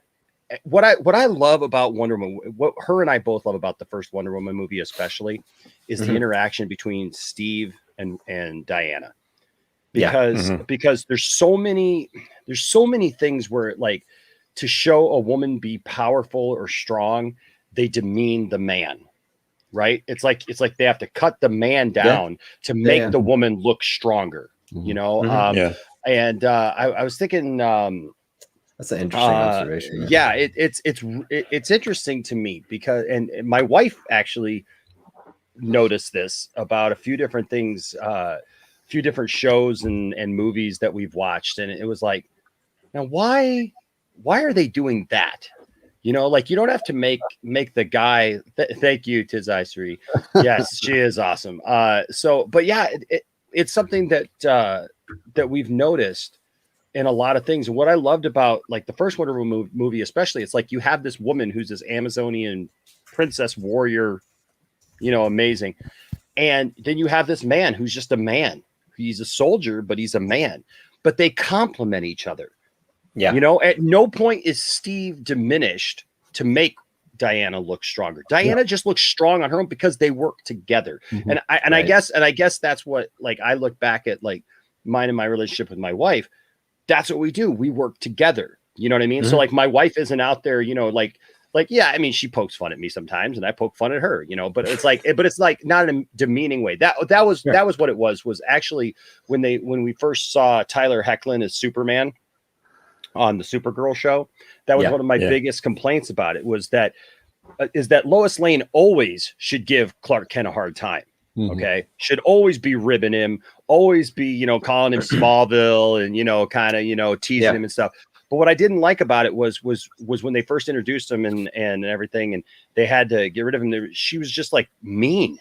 She's just she's like, the world doesn't need you, Clark. It's got Supergirl. Like, let's go. What do you, almost as if, like, what are you even doing here anymore? Like, come on, you know? Yeah. And so what I really appreciate in Zack's movies is everybody is at a level playing field and works together. Yeah. I love that about Justice League so much, that everybody plays such a part. It's such a contrast. I joke about this. People know what I do for a living, and we've talked about this, and we were talking about faith just a little while ago, right? So I have seen this correlation between the Snyder Cut movement and religion, okay, and the way that people look at it and actually talk about it. And I feel like I'm a witness for the Snyder Cut sometimes in talking to people, because I mean, like, I went to the dentist a week ago and I'm sitting there and, like, they stopped working on me for a minute because they were asking me all these questions, because the hygienist and the lady working there and the dentist, they all know that I have a YouTube channel. And so they're just like, they're like, so what's going on with the Snyder Cut stuff? And we're just talking, and they're just never going to get these teeth.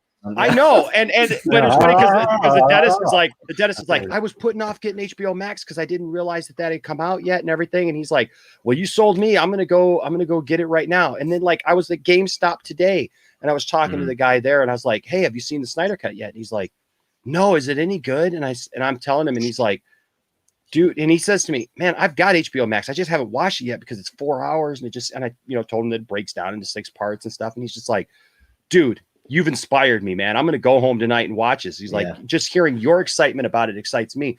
But I love it because it's such a difference between Justice League and Justice League because everybody plays a part. Aquaman's important. Cyborg is important. Wonder Woman is important. The Flash is like so much more important than pushing a truck. Yeah. Like it's just it's God, crazy. What a comparison. It's crazy. And just how Flash to just those Amazonians are just oh man. It's so much better. Yeah. This sequence, just in general, just how they give everybody a chance to shine. They're parrying back and forth. Everybody, even though they're all taking on the same foe, but they equally have stuff. It's not like I remember watching like Suicide Squad, and they tried to do that like final moment. I'm sure it was a reshoot. I hope it was a reshoot, where they like have their like everybody gets their one little thing that they do, and it just like it's so ham-fisted. Yeah. Where this just felt like so methodical and planned out, and they're working as a team. And sometimes one of them gets bested, so to speak. The other one steps in, and then there's like a lot of back and forth. It's not just like it's not a forced teamwork type thing. We got to have the team working together. You got to have that moment. It's organic to what's going on. It's not them just posing while the camera moves around either, like in Avengers. You know, it's like, oh, look, we're doing this thing. I'm doing my thing. It's like they all have a purpose and it means something. Yeah.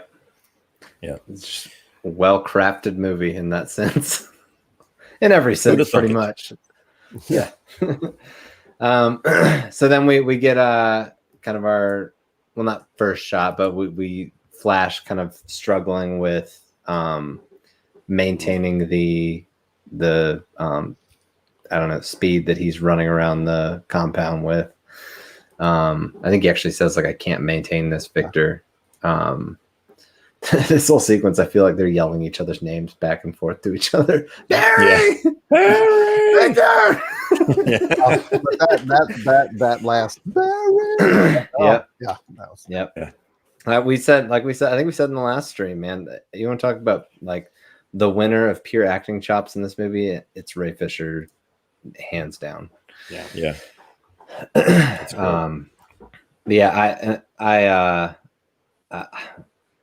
I'm excited to talk about the Flash moment. We'll get there in a second. Me too. Yeah. So we get a shot of Victor interface with the mother boxes, and Steppenwolf. I just love how Steppenwolf's just like slowly walking around him. Yeah. Like creeping behind him. How should I execute this machine? Yes. Yeah. How should I cut his head? There we go. Yeah. That's it. How best to describe it? But yeah, he says, and then he says, he gets into position. He says, for dark side. And then we get our boy. Yep. Drops in. He's not impressed. Yeah. Leave it to Zack Snyder to make Ice Breath cool. He gets he smashes the axe and then front kicks him. I mean, come on. Threw a little 300 in there. Yeah. That front kick. I remember seeing that in one of the. I think it was the Superman character teaser, maybe. I can't remember. Yeah. That's what it was. But I was like, oh God, that's awesome. That's me. I mean, like I was just. This is what I've been waiting for. Like is this guy still bothering you? At least I didn't get that. Right. I'm a big. He didn't like this one with his swollen cheeks. Oh my God. Oh jeez. Look at the foreground grading compared to the background. It's like, God. Oh God. I'd really rather not. It's horrific. Yeah. Sorry. And I spent so much time trying to convince myself that I love that movie. Right? And I just can't do it anymore, We always talk about that like cognitive dissonance where we're like trying to rationalize like, well, this was good, and Stockholm syndrome over here. Yeah. Mm-hmm. I love it. Yeah. That fell away very quickly. Very quickly. Yeah, Thank God we have this. Within 4 hours, it was done. There we go. You're right. We had we always tell me and Brandon always tell people we had the day after we saw the theatrical, we got on, and I'm not exaggerating, we got on an 8-hour phone call. Like that was the count on the call count on the phone, where we were just, it was just like a morning. It was an intervention of sorts. Yeah. Yeah. So yeah, Superman. This is where comes you get all in. your Superman action. Yeah, Superman comes in and starts kicking butt. I love the shot of him moving around Steppenwolf's hand with his like 9 fingers, with his dew claws sticking out. Yeah, the side, like great knees. Yeah, there we go. God, I love Henry Cavill as Superman. Dude, he's just perfect. He is. I'm sorry. He's just Listen, Superman. Yeah. You know, and I come across all these people, like I'm in these different Superman Facebook groups, and look, I get it. I love Christopher Reeve. Don't get me wrong. Okay, I love Christopher Reeve. Christopher Reeve will always be the Superman that introduced me really to the character growing up. You know, I'm sitting here like I got the full set of glasses like right here, right next to me. You know, of course, because I'm the carrot top of these things, right? There we go. Yeah. You know, but and Christopher Reeve inspired what people have thought of as Superman for the last 40 years. You know, don't get me wrong, but Henry, there's just something special about Henry. And there's an earnest, there's a real world quality. And I tell you what, if you want to talk toxic environment, join a Superman group on Facebook. Oh, dude! Because literally, just in group, look, there are special just Christopher Reeve groups, and that's fine. I expect people to be like, I love Christopher Reeve in those groups, but like, there's groups that I've had friends that have just like left because they couldn't deal with it anymore. It was just too much to deal with, and it's like I'm such a fan of Superman that it's like I want to stick it out, and I want to be around I want to be there for the other people who like me just love it all and just want to enjoy it. But it's like I look at that picture that you just had up there of Henry flying, you know, towards her. Wow. Like I just had a thing pop up from one of those groups. Somebody saying Henry is the worst Superman ever. I'm like looking at both of these things on my screen at the same time. And I'm just going, it's like, come on, man. Really? On. Yeah. Really? Yeah. For me, go ahead, Alan. Okay. For me, honest to God, like the whole montage of him beating the brakes off of Steppenwolf, what I went to almost immediately was in the freaking IHOP when Feora is telling him, you know, you are weak, son of L. And now he's just unsure of yourself. Yeah. You know, and how his humanity made him weak, you know, like, and here he is in full form, just dude. When they show that, like, head, you know, like when they show him like the overhead shot of him just like wailing on him and like the energy like dispersing as he's punching him, I'm like, this is amazing. Was it us that touched on this last week? I can't remember if it was us or if it was on another stream that I was on that we talked about that, like the reverberation, the noise, the sound. Oh, you know what? It might have been. I might have talked about it with Dave, but yeah, that sound. That sound like and I love it too because you know you see those moments and he's just pounding away on like all this stuff's going on in the foreground and Superman's still in the background just like bam, bam, bam, and then it shows Batman up at the top of the silo, silo, and Batman's up there and you still hear it. You hear that, you hear this, and I hadn't really noticed that like until.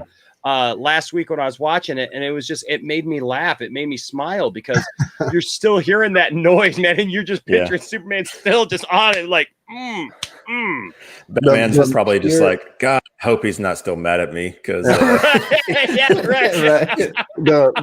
I've seen the meme where it shows Henry Cavill Superman like grinning in BVS. in the pub sequence, and then grinning while he's over Steppenwolf, and it says, "You know you're screwed when you see this grin." You know.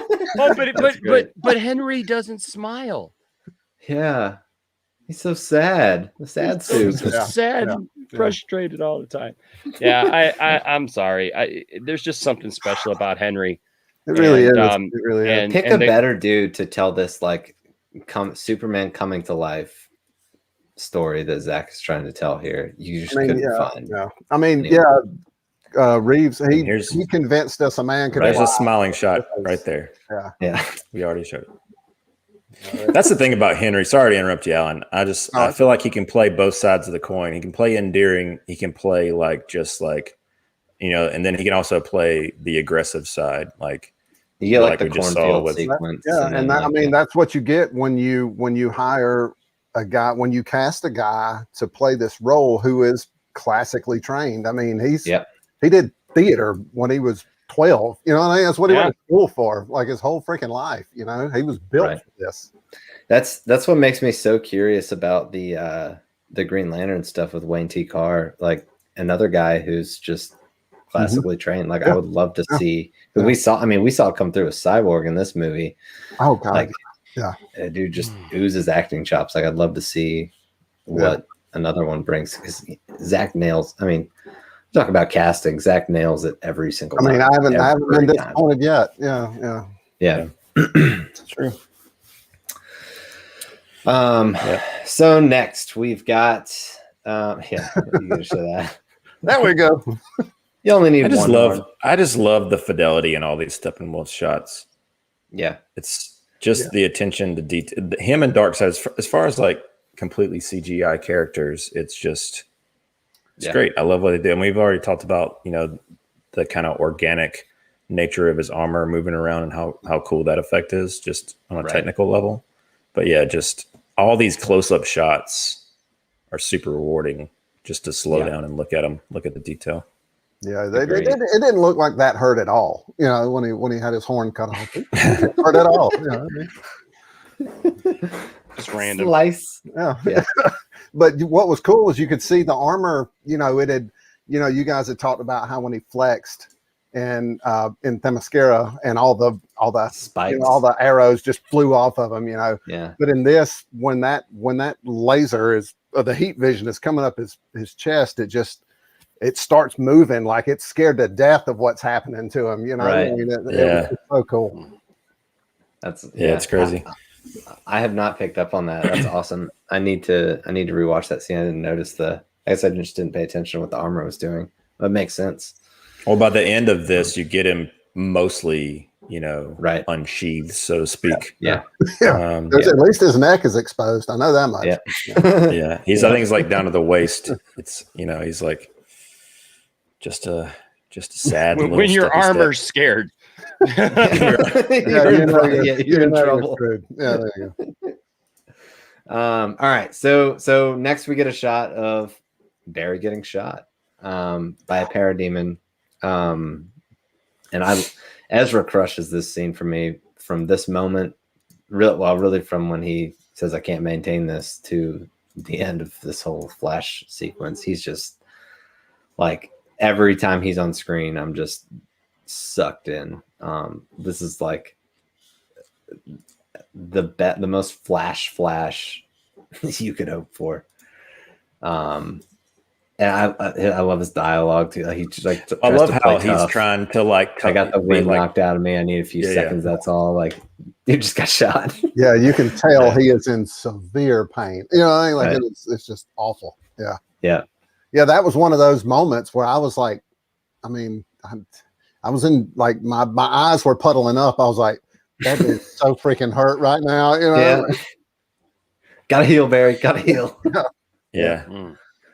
I know that people made a little bit of a fuss about the parademon being able to shoot him, but it's like he's going so fast that you really don't have to try that hard. I have no issue with that. Yeah. It's like if you stick your hand up, like try to stick your hand in a fan and like pull it down without getting hit. And I mean, Zack even did the cinematography. It was such a good job of don't actually do that. Just showing that repeated in that one little spot. So I mean, hell, all he had to do was pull the trigger. You know, I mean, Right. Yeah. True, They got stormtrooper aim, so it makes sense. through 90% of it. Yeah, that's what's happening. So the boom tube opens. And I love that where he's just pounding him, and it turns out, oh, what's going on here? Hey, guy. There you go. Yeah. That was perfect timing. Hey, guy. That just reminded me of South Park. Like, hey, guy, what's going on, buddy? You're not my guy, but that would have been hilarious. We need a recut now of that. Now I think I feel like I need to go back and I need to redub that. Or like the boom tube opens up, it's like, hey, guy. Superman turns around. I'm not your guy, buddy. I'm not your friend, guy. I'm not your guy. Yeah, But we get the Steppenwolf line we were talking about earlier with the eyes. Yeah. Where he's here. Like, I've seen him in so long. Accept me. Before the unity even occurred, I knew they had lost right then. Like, he was coming, Darkseid was coming to claim his prize right then. It was done, you know, and they just, God, I've got cold chills right now on my arm. You and me both, man. You and me both. So yeah, the boom tube opens and we get that awesome Batman's like, Batman cape action. Is that what you're gonna say? Yeah. Batman cape action. Okay. Yeah. Brandon shot. That's what I thought. Brandon shot. We get that cyborg delivery, that Barry before the unity. And I think he says it's too late, if I'm correct. I think that's what he says. It's too late, or we're too late. I can't remember which one it was. Yeah. And then we get, man, arguably the best comic book moment for me of all time. And I've seen a lot of comic book movies. He's got his action figure for it. He's got his action figure. Always ready. Nice. You gotta get the hand up, man. You gotta get the hand up. The hands up. Oh, all the way. That's as high as it can go. That's as high as it goes. Let's do this. There you go. There you go. Maybe if I get it closer to the screen. It's just back here. Yeah. Is that good? Yeah, it's perfect. It's perfect. The like piano key or whatever that plays when he my god puts his hand up. That's what I was gonna say. I mean, don't get me wrong, the Cavill's Superman theme, but the Hulkenberg, it's like instant chills. I mean, easily the best scene in the entire freaking movie, and that's saying something. Yep. I could really freak you out. Watch it. Oh boy. He's moving so fast. What?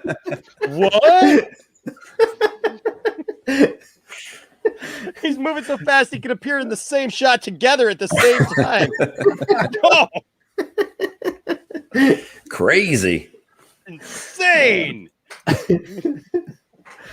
But yeah, I love the aesthetic that Zack created for the Speed Force when there you go. Brandon probably knows. Or Enosh. You guys are both musicians. I didn't want to. I'd have to think. I'd have to embarrass you, but yeah, it's a guitar. Cool. You watched the making of. You watched the Tom Hulkenberg thing where you can embarrass me. Well, you're not embarrassing each other now. When did that change? Tonight. There we go. Cutting you some slack. Okay. See, a piano. I'm just kidding. Go ahead. Carry on.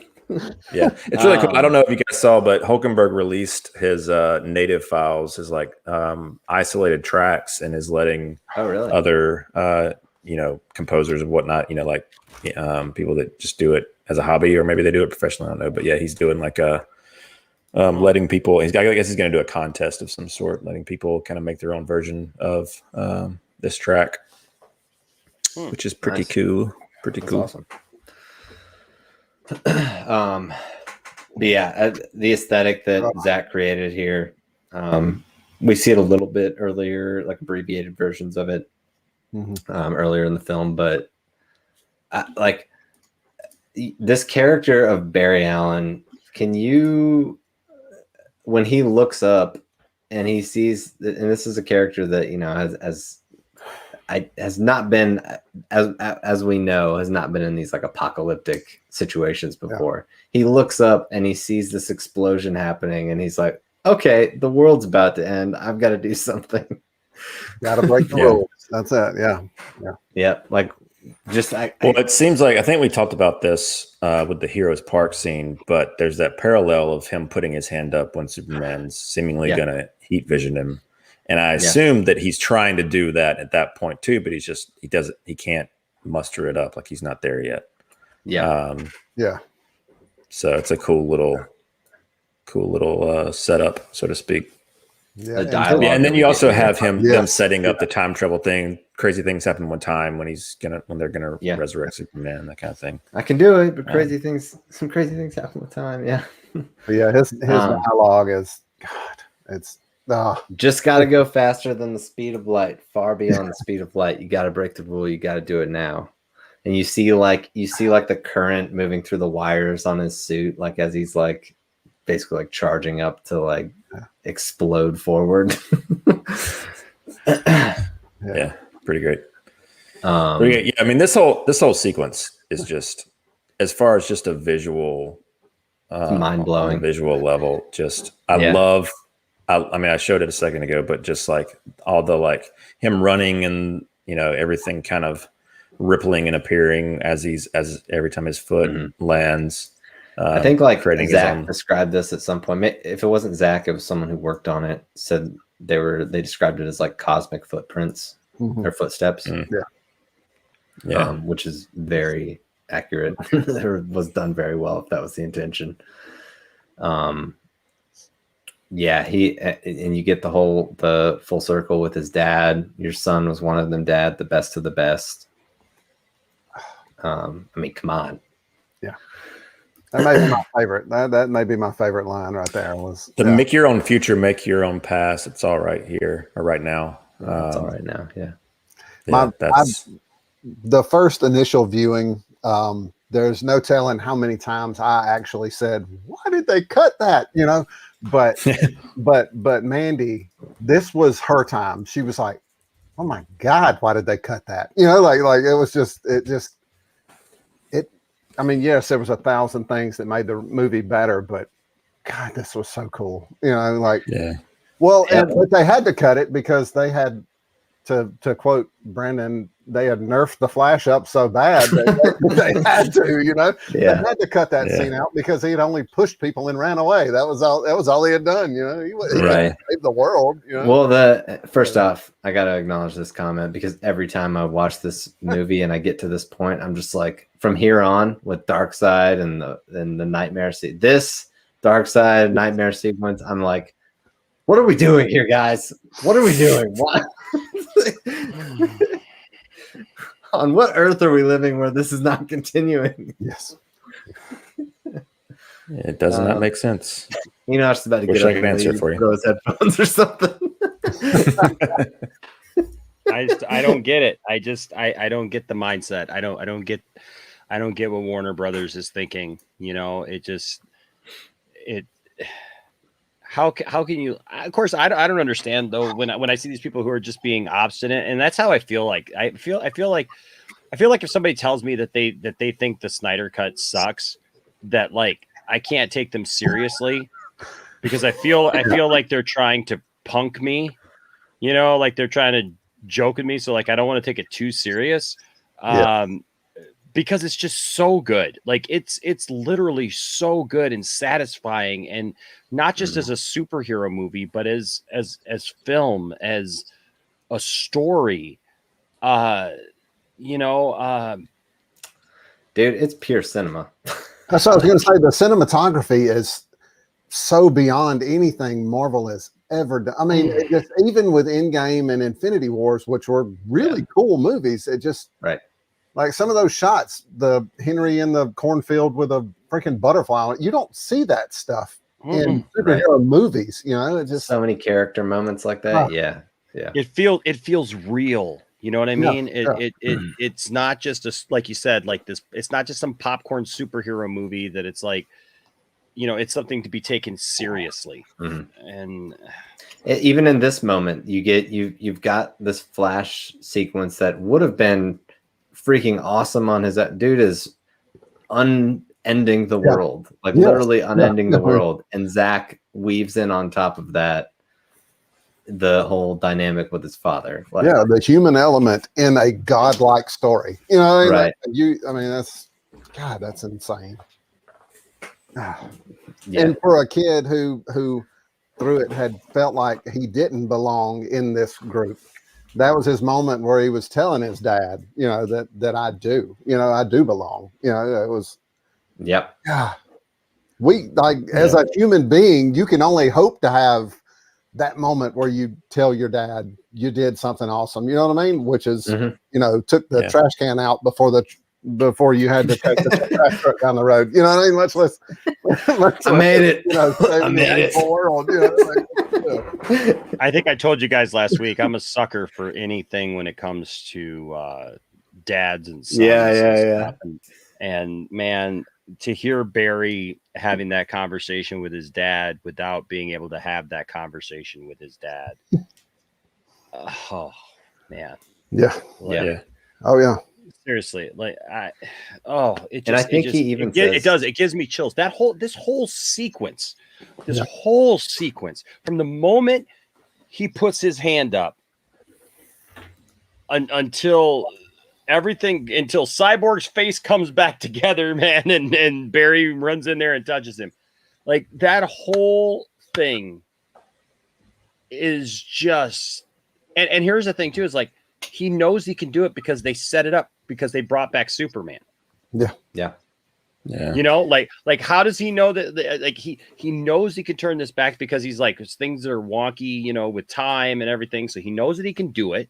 You know, he's just never pushed it that far. But he rises to the occasion. Like that's the whole point, is each member of the Justice League rises to the occasion when needed in this film. And he rises to the occasion, does something that's beyond him. And he's like, look, if this doesn't work, Dad, just I love that. I love that they added the whatever happens line. Like he's never done this before. Like this could be self-sacrificial. Like he's just doing what he thinks his powers can help him do, or can have him do. And that's what makes him the best of the best. You know, that's what makes him one of the best of the best, is that he was willing to do that no matter what was going to happen. And it just, I mean, like I am like I'm getting a little bit up over here. I know. I'm serious. Like you were saying. You can't see him, man. I got chills this last 15 minutes. I've had chills. Like you were saying, I grew up. My dad was like my hero growing up. So, like, I can only hope that I'm going to have that impact on my kids. You know, and it just to hear Barry say those things, and to hear, you know, like earlier with the Flight 2.0, when Jonathan finally tells him, "Fly, son, it's time." You know what I mean? And that was something you'd never heard before. It just was just, man. I mean, I got sunburned at our community pool Saturday, so my cold chills are hurting like hell right now. But I still got them. You know, like it's just, it's so heavy. And you know, like you mentioned with Cyborg's face kind of reassembling, I love that with Superman's arm, where they like show like the bone, like everything kind of like rematerializing. Like the visuals in the sequence are just off the charts good. Yeah, it's probably something that they wouldn't have been able to do with a PG-13 rating. Yeah, that was kind of my thought, was if they had stuck to a PG-13, we'd have never saw that. Like theater or otherwise, we'd have never. It goes so far to like, I mean, as far as like explaining how powerful this explosion was, like Superman just disintegrated, like right. That just helps build some context after the fact. Yep. So Cyborg or Flash touches a cyborg, and he is propelled inside the mother boxes. And again, very powerful scene. I freaking love Cyborg's score. That little like, dun, dun, dun, dun, dun, dun. Like, I don't know. What instrument is that, Brandon? You tell me. It's probably some sort of synth, I imagine. It's awesome. I like it. It's an Obazella. I don't really know. Really, yeah. But yeah, so we get Vic kind of in an I think it's a theremin. There you go. There we go. Apocalypse, like landscape, basically interacting with his family and his former self. Such a great shot too when it's panning behind. His family, and and the first time I watched, I was like, "Oh, I hope they cut to him, like they transitioned to him as Cyborg," and they did. It's great. They do. The sound design for that is awesome too. Like it moves across, like you hear like the mechanical cyborg movement, kind of like phase in. But yeah, so basically, you got his family and him trying to convince him to my broken boy. Yeah, we can put it back, Vic. Make you whole again. And then you get the line of lines. I'm not broken, and I'm not alone. Which his story kind of him kind of coming into his own. Finally accepting the team or the league is right. Yeah, that was some powerful stuff right there. And I love the visual of when he starts pulling the boxes apart, and you got like almost like witch heads kind of coming out of them through mothers, and then I also love how they bring Superman in. Like he yells Superman, and Superman comes and helps him push him apart. His toes hurt. That's how Six and say they didn't. Oh, jeez, I've forgotten about that line. I take it back. I don't even know how my toes hurt. I don't even understand the mechanics of how my toes hurt. I wish I was dead. Neither. I'm so glad that's gone. Like I kind of wish I was still dead or whatever that line was. That was get back. That was maybe too soon. I mean, obviously, I had removed myself from the movie initially anyway, but I was just like, man, Yeah. Like he had such that serious. Even in the Justice League, he had the serious moment with Martha and Lois in the cornfield, even though it was CG as hell. It was still there, and then he's wishing he was dead. You know what I mean? Like it's just right. a poor taste joke. I don't know. Yeah, that's the thing, and we talk about that a lot. Like the like comedy undercutting, like story and feels like you can't have depth when you have that much comedy. It just yeah. I mean, especially when it's just written in a way that just like heavy-handed, cringy comedy. I don't not like you. Yeah. Don't get me started on that. Yeah. I know you didn't miss. You know someone who shouldn't smile. It's Batman. Yeah, you didn't. I was gonna say you didn't miss the Batman, like when Superman arrives moment where he's like, yeah.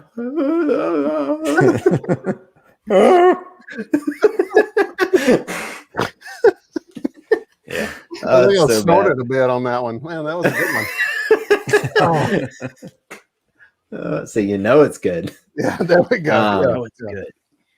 So then we get Steppenwolf's death. We get Arthur sinking the trident straight through his chest and throwing him back towards they're punching. No, is it Superman punches him? Yeah, Superman punches towards the boom tube, and then Diana finishes the job and cuts his head off. Gotta love it.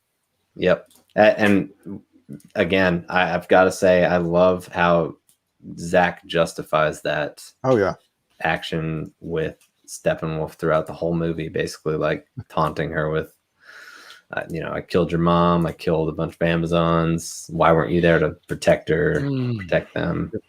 Had those lines not been there, her cutting his head off would have made 0 sense. You know what I mean? Like it still wouldn't have made any sense. It just, yeah, I mean, it would have just been a throwaway action sequence. But it did look so much cooler than her smashing his axe. You know what I mean? Like it was so much cooler. Yeah.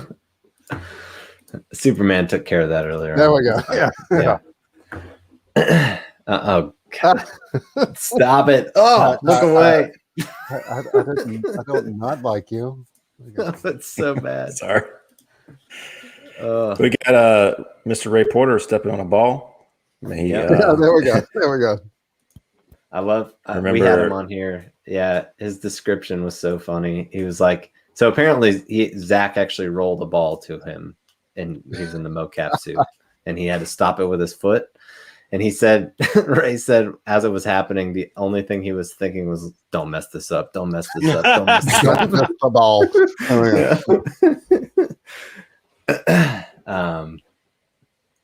So we get the Darkseid Steppenwolf head smash, which is so freaking powerful. The whole league just struggled the whole movie trying to take this dude down, and Darkseid's just like, this guy's a worm. Just screw that. Yeah. And then you get him staring down the league and vice versa through the boom tube before it closes. And this is look at the guy. This is his version of "I'll do it myself," the equivalent to Thanos's "I'll do it myself." Put that picture up again. Just look at this guy. Look at him. Yeah.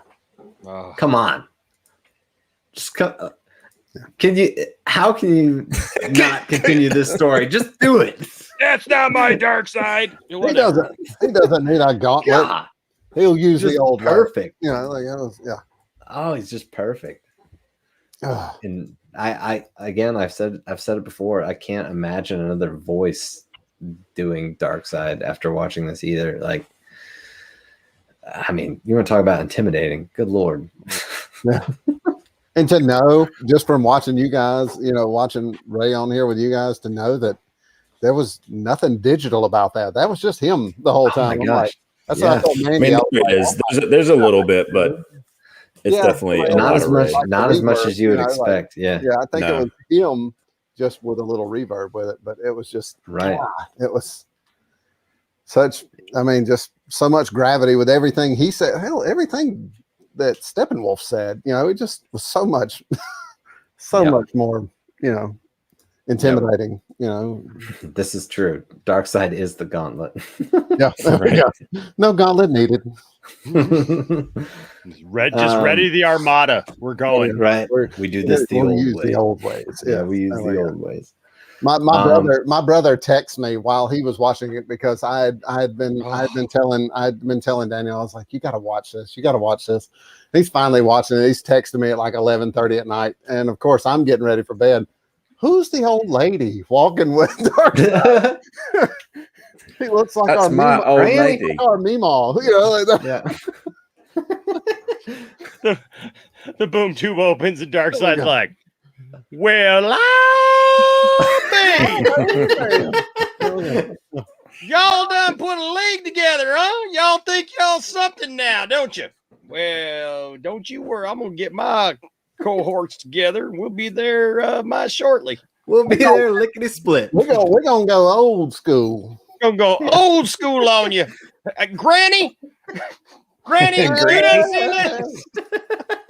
get the hose. Get the hose. I do believe I got to get my shotgun. Anderson, South Carolina, over here. That's where I'm at. So there we go.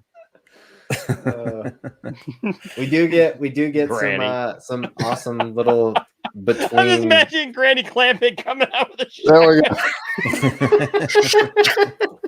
There we go. An entirely different scene all of a sudden. Oh my gosh. Granny comes out. Well, y'all, before we leave, we might make sure we get a glass of tea before we go. It's gonna be a long drive. Take care of the cement pond. There you go. Hillbilly Darkseid. There we go. The Apocalypse Hillbillies. That's a good spinoff. There we go. Let's do a story about a man named Darkseid. The New Gods movie got scrapped. We could just go that way with it. That's probably what they're doing. That's probably what's actually happening. Knowing Warner Brothers, that's what they're going to do. That's the plan. That's the plan. These people, that's what they want. They want hillbilly Darkseid. They were watching the screener and they were like, Granny. All right, we can do something with that. We can do this. Yeah. We also get some awesome Darkseid Desaad between here, and Desaad is another, like, he's an unsung hero in this movie, in my opinion, as far as, like, I mean, you talk about character fidelity with Darkseid and Steppenwolf. Desaad's the same way for me. Just how he talks, like, we always kind of mention how he's like got this like almost like needle teeth that he's like hissing through when he talks. But I told you Steppenwolf would fail, and Darkseid says, yes, you did. Desaad says, how will you retrieve your great prize? And then you get this is my favorite Darkseid line of the entire movie, and there's a lot of great Darkseid lines in this movie. Anti-life is found, Desaad. Yeah, I know, right? I didn't think that there was going to be as much Darkseid as there is in this movie. I was not expecting the monolith stuff to be as extensive with him as it was. Yeah. But he says anti-life. I'm reading his series comments. Yes, that's me. Sorry. Ryan, I am listening to you. I promise. That's a good one. Tiff can play Meemaw. I didn't have a Meemaw. I had a Mamaw. This sounds like a great CapeCast special. This will put us on the map. my Meemaw is like the mayor of Livonia, so the mayor's wife of Livonia, so like, which is a few towns over from Brandon. So yeah, she'll be happy to know that she's reached YouTube fame now. Oh my there you God. Go. That's funny. Not even watch. Maybe we stumbled onto something. Yeah. We've created a new channel here. DC Hillbillies. There we go. Everything is set in the South. Well, no, you know what? No, Warner wouldn't do that because, you know. Oh, Brandon, finally you can play Batman. Finally. There's your moment. Everybody just always comes into frame. Well, tape action. And there's no shortage of mullets for Superman while we're at it. Right. I think Enosh would approve for a mullet for this iteration of us. It works. Man. It works. What are them superhero boys been getting into this week? There we go. We got Boss Hog playing Commissioner Gordon. There we go. Yeah. Well, what do you say, boss? Speaking of Meemaw, I always laugh whenever Martha's like, "Is it really you?" And he's like, "It's really Meemaw." There like, you go. It's really Meemaw.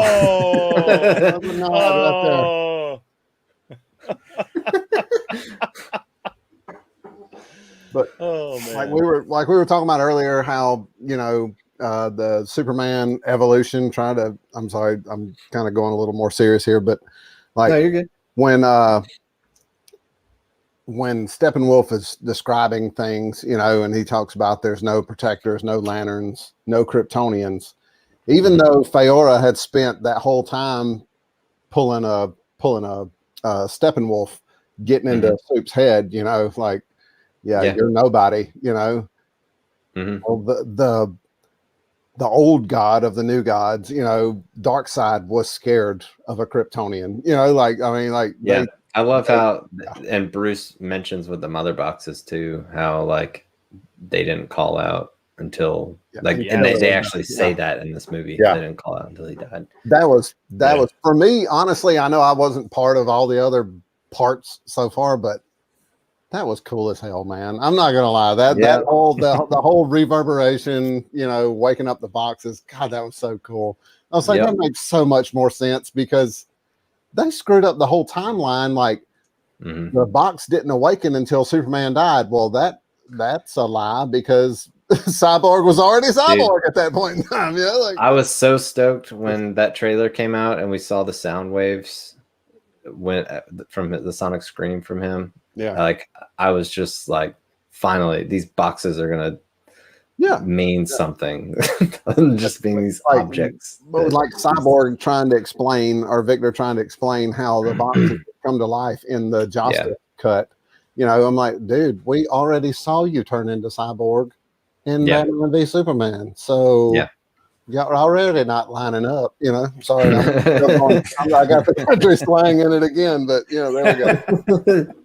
You're already not lining up.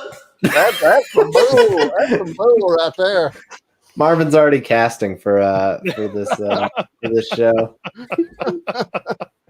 I'm just glad somebody's on here that has a better Southern drawl than I. It makes me feel I feel better. I can't make fun of you. Turn it on or turn it off, whichever you prefer. Like I can right. Keep it on. I love it. I figure I might as well not hide it. My wife thinks it's pretty sexy, so Fire, there you go. Just let it fly, man. Let it fly. Oh yeah. Well, hey. Well, hey.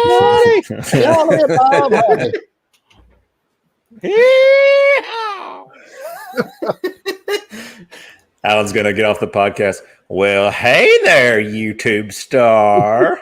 Yeah, I'm gonna be so excited to see you.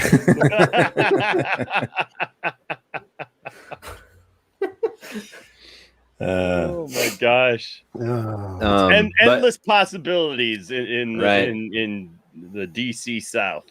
That's right. The DC South. There we go.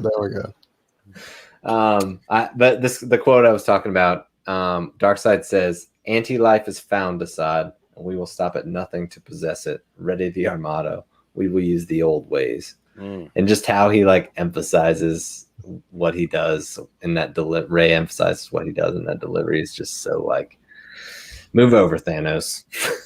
Oh yeah, absolutely. I think he said he that in an alternate take. DC South. Yeah.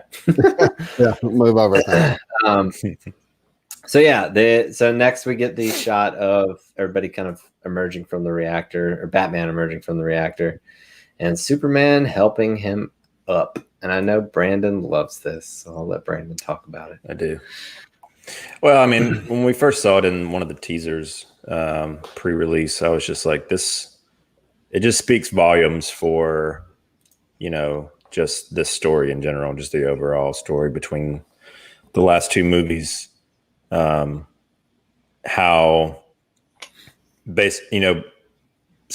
Batman has this, he's all gung-ho for taking out Superman and BVS, obviously, and then has this tremendous amount of guilt, and this whole movie is him trying to just make amends for that, and then Superman reaching out to Bruce, the only human in this league, helping him up despite their differences in the last movie. Yeah, I just love it. Love it. Powerful, for sure. So we get the classic hero shot of all the league members as the Flying Fox approaches to pick them up. And man, this looks. I mean, I don't know why I even have to say it, but it looks so much better than the theatrical. This whole shot here, the black suit on Superman instead of being the weird over blue suit. And then, of course, we don't have to deal with the random evergreen flower growth all over Russia at the end. That's totally makes sense, and it's totally hey, we just see weird colored flowers growing everywhere. Sure, why not?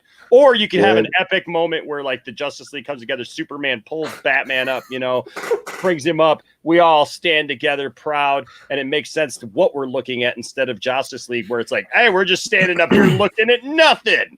Mm-hmm. No, we're looking at the ship coming up to get us. That's the whole point. Technically, Enosh, they had their moment because he doesn't not like him. Oh, well, that's true. They had that moment. That's true. They didn't even need to repeat it. Okay. Well, but flowers. That shot was just I I remember I just remember shaking my head in the theater when that shot, or when they showed, I think they show like it growing like around the truck too, where the Russian family is. And I'm just like, how do we get here? What is happening? And there's no explanation for it either. Not a bit. You know, that Russian family, the dad's like standing on top of the truck. Yeah, smoking a cigarette. You know, like what the heck was that? You know, we have avoided all R-rated stuff until that point, and then we're just the dads up there puffing on a camel. You know, like it's nothing. Right? It just didn't make any sense to me. I don't think it made any sense to anybody. I'll be honest with you. Yeah, but no, it felt like that shot felt like hope. You know, like the Zack Snyder Justice League standing on top of the silo. You know, that shot felt like hope. I don't know if we'll ever see anything past it, but yeah, and that looked cool. You know, like that was awesome. Yeah.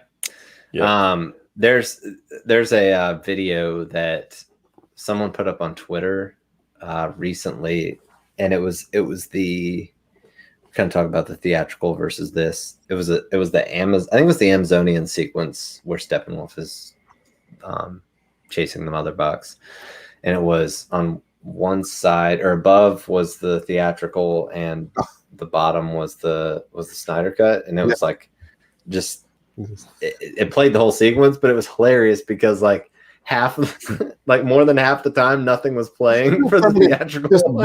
Just a black box up there. Yeah, I've seen it. Yeah. I actually watched the Heroes Park fight today. The same layout, and it was it was. Is it similar? It is. They actually the one that I watched, they give descriptions about, you know, in this moment, you know, Zack put this much more dialogue in it or whatever, but there's a whole lot of just black screen in there where there's nothing happening. You know, they actually, what's crazy is there's so many moments where they had to just remove some really cool stuff, like in the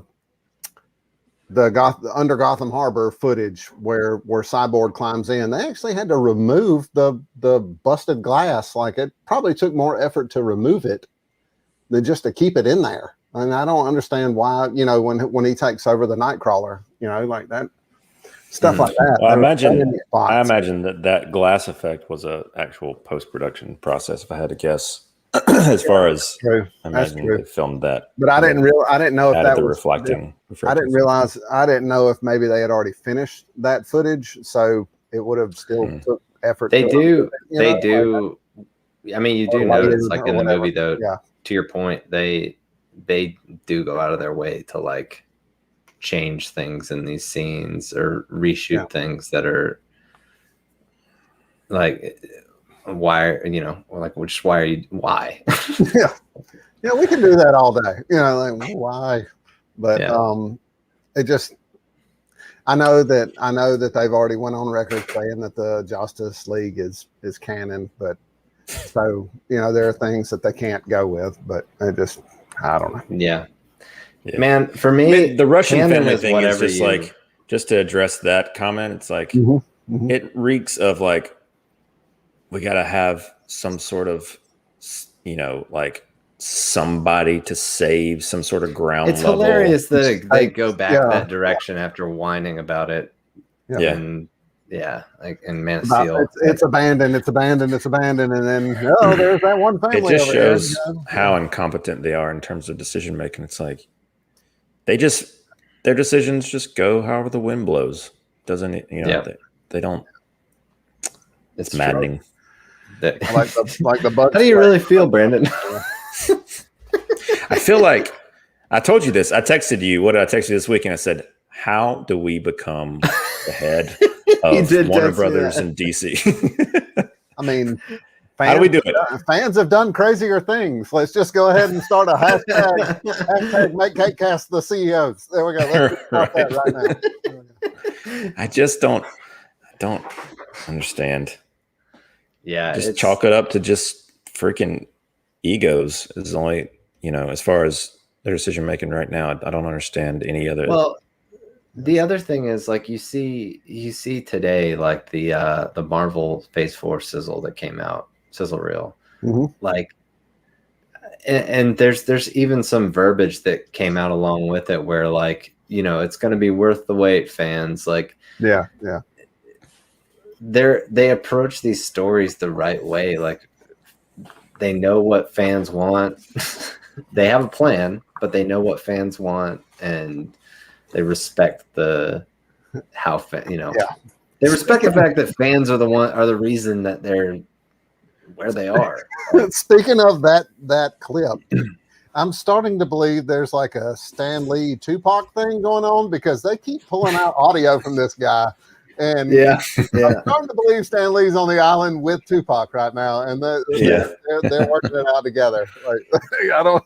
Like, at one point, they just had him like read a whole book full of lines, like just random. Yeah, it's an AI Stan Lee. That whole thing today was really, really cool. I enjoyed it, and I do look forward to most of those movies. You know, like And me and Brandon were talking earlier this week or last week, and my family and I, we were extras in Spider-Man Homecoming, so we got like in Atlanta, but so we've got stake in the Marvel universe, you know, like, and we want it to do good too. I mean, I'm a comic book guy, not necessarily a DC guy, but I want DC to be what DC is. You know, DC broke Batman's back. DC killed Superman. These are really dark stories. My past couple of cons and comic book trips, I've been tracking down the death of Superman. Talking about Enosh was talking about it earlier.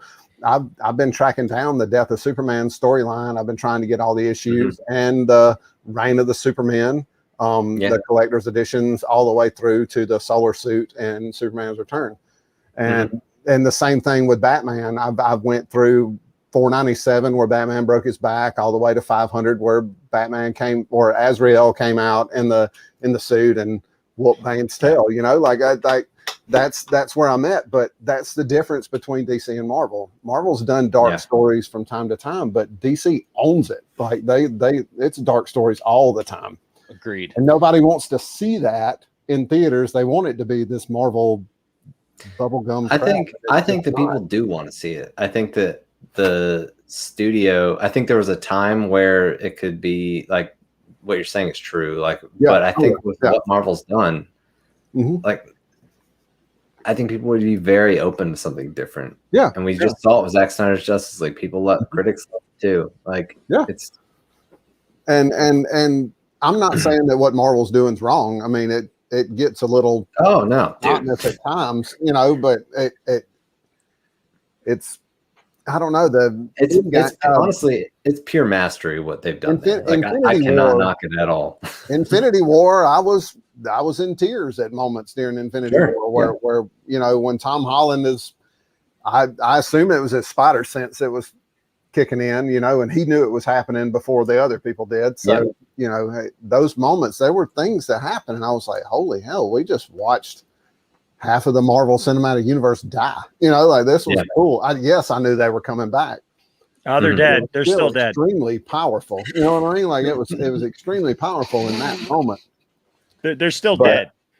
But they're still dead because Marvel's version of time travel says they're still dead. Yeah.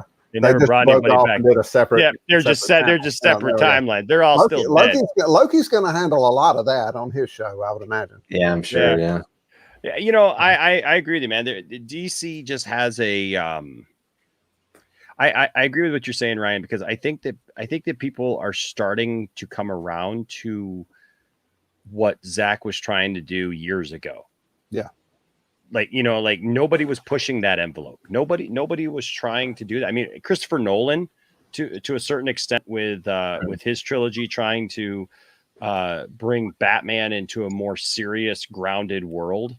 But what I love about Zack is Zack still stays in the fanciful world of comics, yet it's still grounded.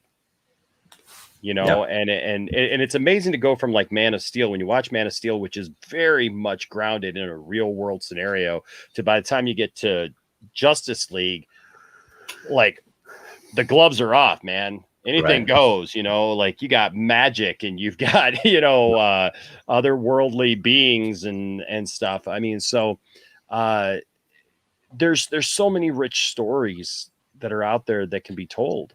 And not even necessarily like just this Justice League story, like the Batman stuff, like with Ben Affleck. And I mean, come on, guys. Come on. That's what I just keep saying. It's like, come on. Well, we were sitting there. What are you doing? We were sitting there tonight at dinner talking about the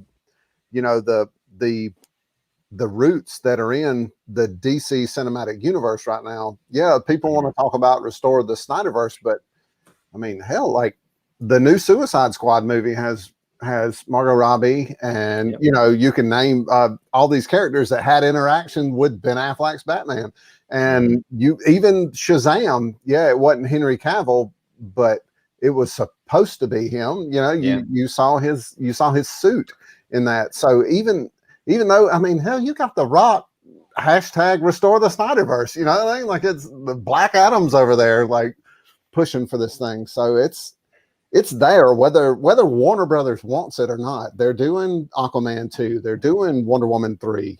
Like this is all Zack Snyder's hand in every bit of this. So you can't just ignore it. You would think. You would think. We're going to ignore it anyway. But all right, gents. Well, I guess this might be our longest one yet, 2.5 hours. I feel like every time we do these, it gets longer and longer. That's because I'm here. I'm here. If you guys pay attention to anything I do, like it's going to be 4 hours easy. So I had like 9 hours worth of notes over here. So that's all right. I think we told you last time. Yeah, our trailer breakdown was like 2.5 hours. For this first movie that came out. I've already broken it with the trailer. Yeah. But awesome, guys.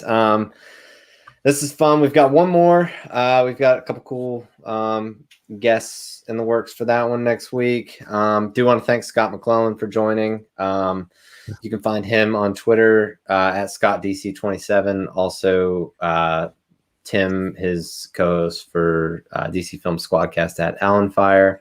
And you can find their podcast at suicidesquadcast.com. Enosh, plug away, my friend. Well, you can find me at the Poindexter Lounge, or just Poindexter Lounge, here on YouTube. And we do lots of fun stuff, talk about lots of crazy fun stuff with DC and other things. We've got some fun stuff coming up this Saturday. We're going to do a watch party that we're going to go over on Twitch because tomorrow's May the 4th. And so being the Star Wars fan that I am, can't do it on YouTube, but we're going to go over on Twitch and we're going to watch the original Star Wars trilogy. We're going to have a watch party, the entire trilogy, but the unspecialized version. Nice. So the original version. Do you have the Harmy? No, I don't have that one. I don't think it's that one. But it's Brandon, it's like the original. Digital? Can't remember. Mm-hmm. Yeah. No, this is like just the original, but like they've been gone back through. Like it's crazy. I have the person who gave it to me, like it's in a nice DVD set, so a nice Blu-ray set. Like it's all done super nice. But apparently it was like a bunch of people who went back. It's not the Harmy one, but it's the like all these guys got together and they just took like those original ones and remastered them and stuff. Yeah, there's a few different. I think there's better versions out now than the Harmy one. Harmy was like one of the first ones that. I'm just gonna put this out there. I mean, why would you let's make it happen? You know. Yeah. So we got that happen. We got that happening on Saturday. Tonight we're going to be talking about just how Marvel kind of showing up, Warner Brothers putting their stuff out. I hate to say it, but I mean, like you said, like I'm not a fan of everything that Marvel puts out there, but they know their audience and they're giving people what they want. And that video was cool today. It really was. Warner Brothers could learn a lot. It's amazing how they treat their fans, isn't it? The Stan Lee voiceover was, I mean, you couldn't have done better than that. I mean, you really couldn't. Yeah. Speaking of Star Wars, Enosh, are you excited for the Simpsons thing that's coming out tomorrow? I am. Maggie, I am. Force Awakens thing. The Bad Batch is coming out as well. Yeah, the Bad Batch is coming out as well. So we got some Star Wars stuff coming out for sure. Yes. Nice. Yeah. We went to Universal Studios a few weeks ago, and my daughter doesn't have any association with Simpsons except for the ride there at Universal Studios. She loves Star Wars, so I told her today, I was like, guess what's coming out tomorrow? There's a Simpsons Star Wars crossover, because the Simpsons ride was her favorite ride when we were at Universal. Really? So, the indoor one? Like the little motion. Yeah. I made a mistake when my wife and I went to Universal, and then we went to Hollywood Studios to Galaxy's Edge the next day. And we did the full day at Universal, and that was the last ride that I went on, was that Simpsons ride. And I don't know what it was about that Simpsons ride, but we rode the Hulk 3 times. Like, I rode everything, man. And like, I got on that Simpsons ride and I started getting nauseous. And I was like, whoa, I'm really glad that this was the last ride of the day. Like, I did the rock and roller coaster 3 times. I did this. I was like, what is about this thing, man? But it was fun though.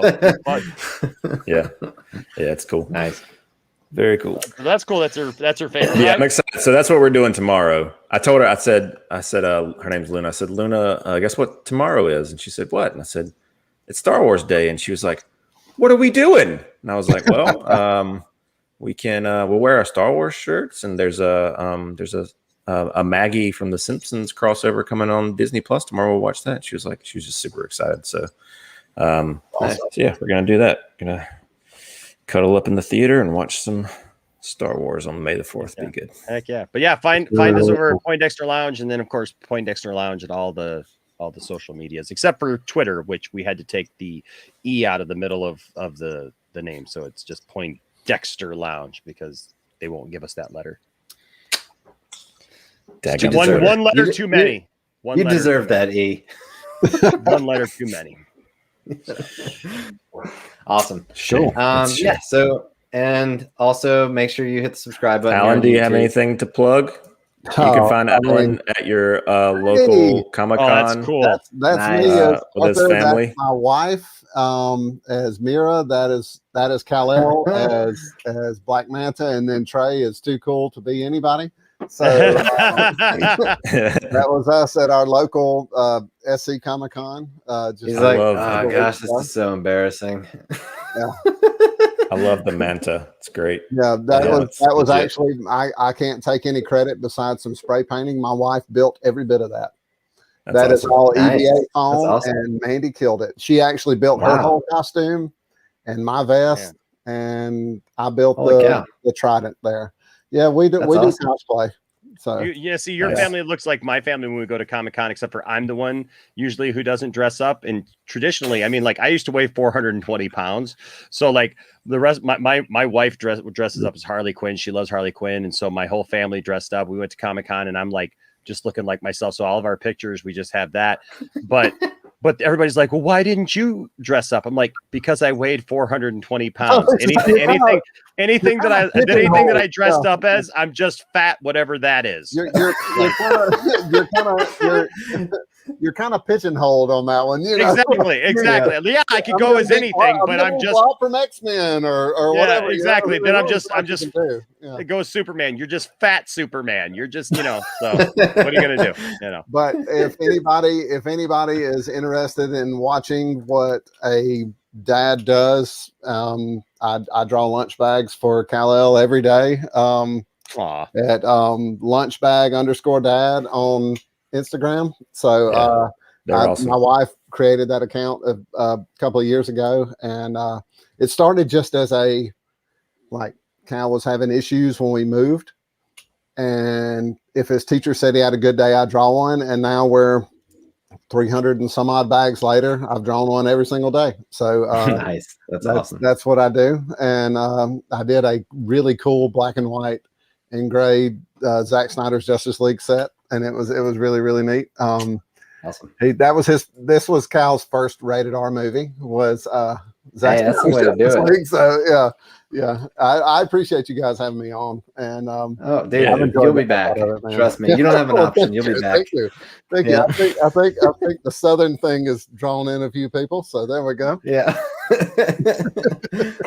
Right. The hard part for me being a bald guy, it's like I'm limited in who I can cosplay as. So anytime I dress up, it's like I gotta either get a wig, which they never look good on me because they're always you gotta spend money to get a good wig. Yeah, so the Aquaman wig I had turned out really cool, but You can just wear something with a helmet. didn't cheap out on that thing.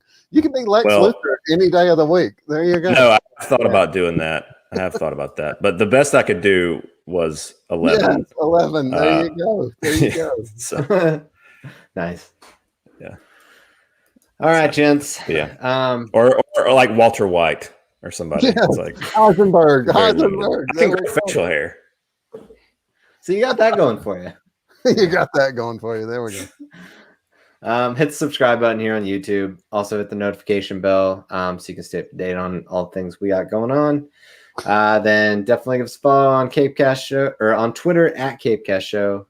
We are on there all the time trying to get our fix of Zack Snyder news and other comic book geeky things. Just getting outraged at the lack of WB's these days enthusiasm for Snyder stuff. I look forward to meeting Al. I really do. I really do.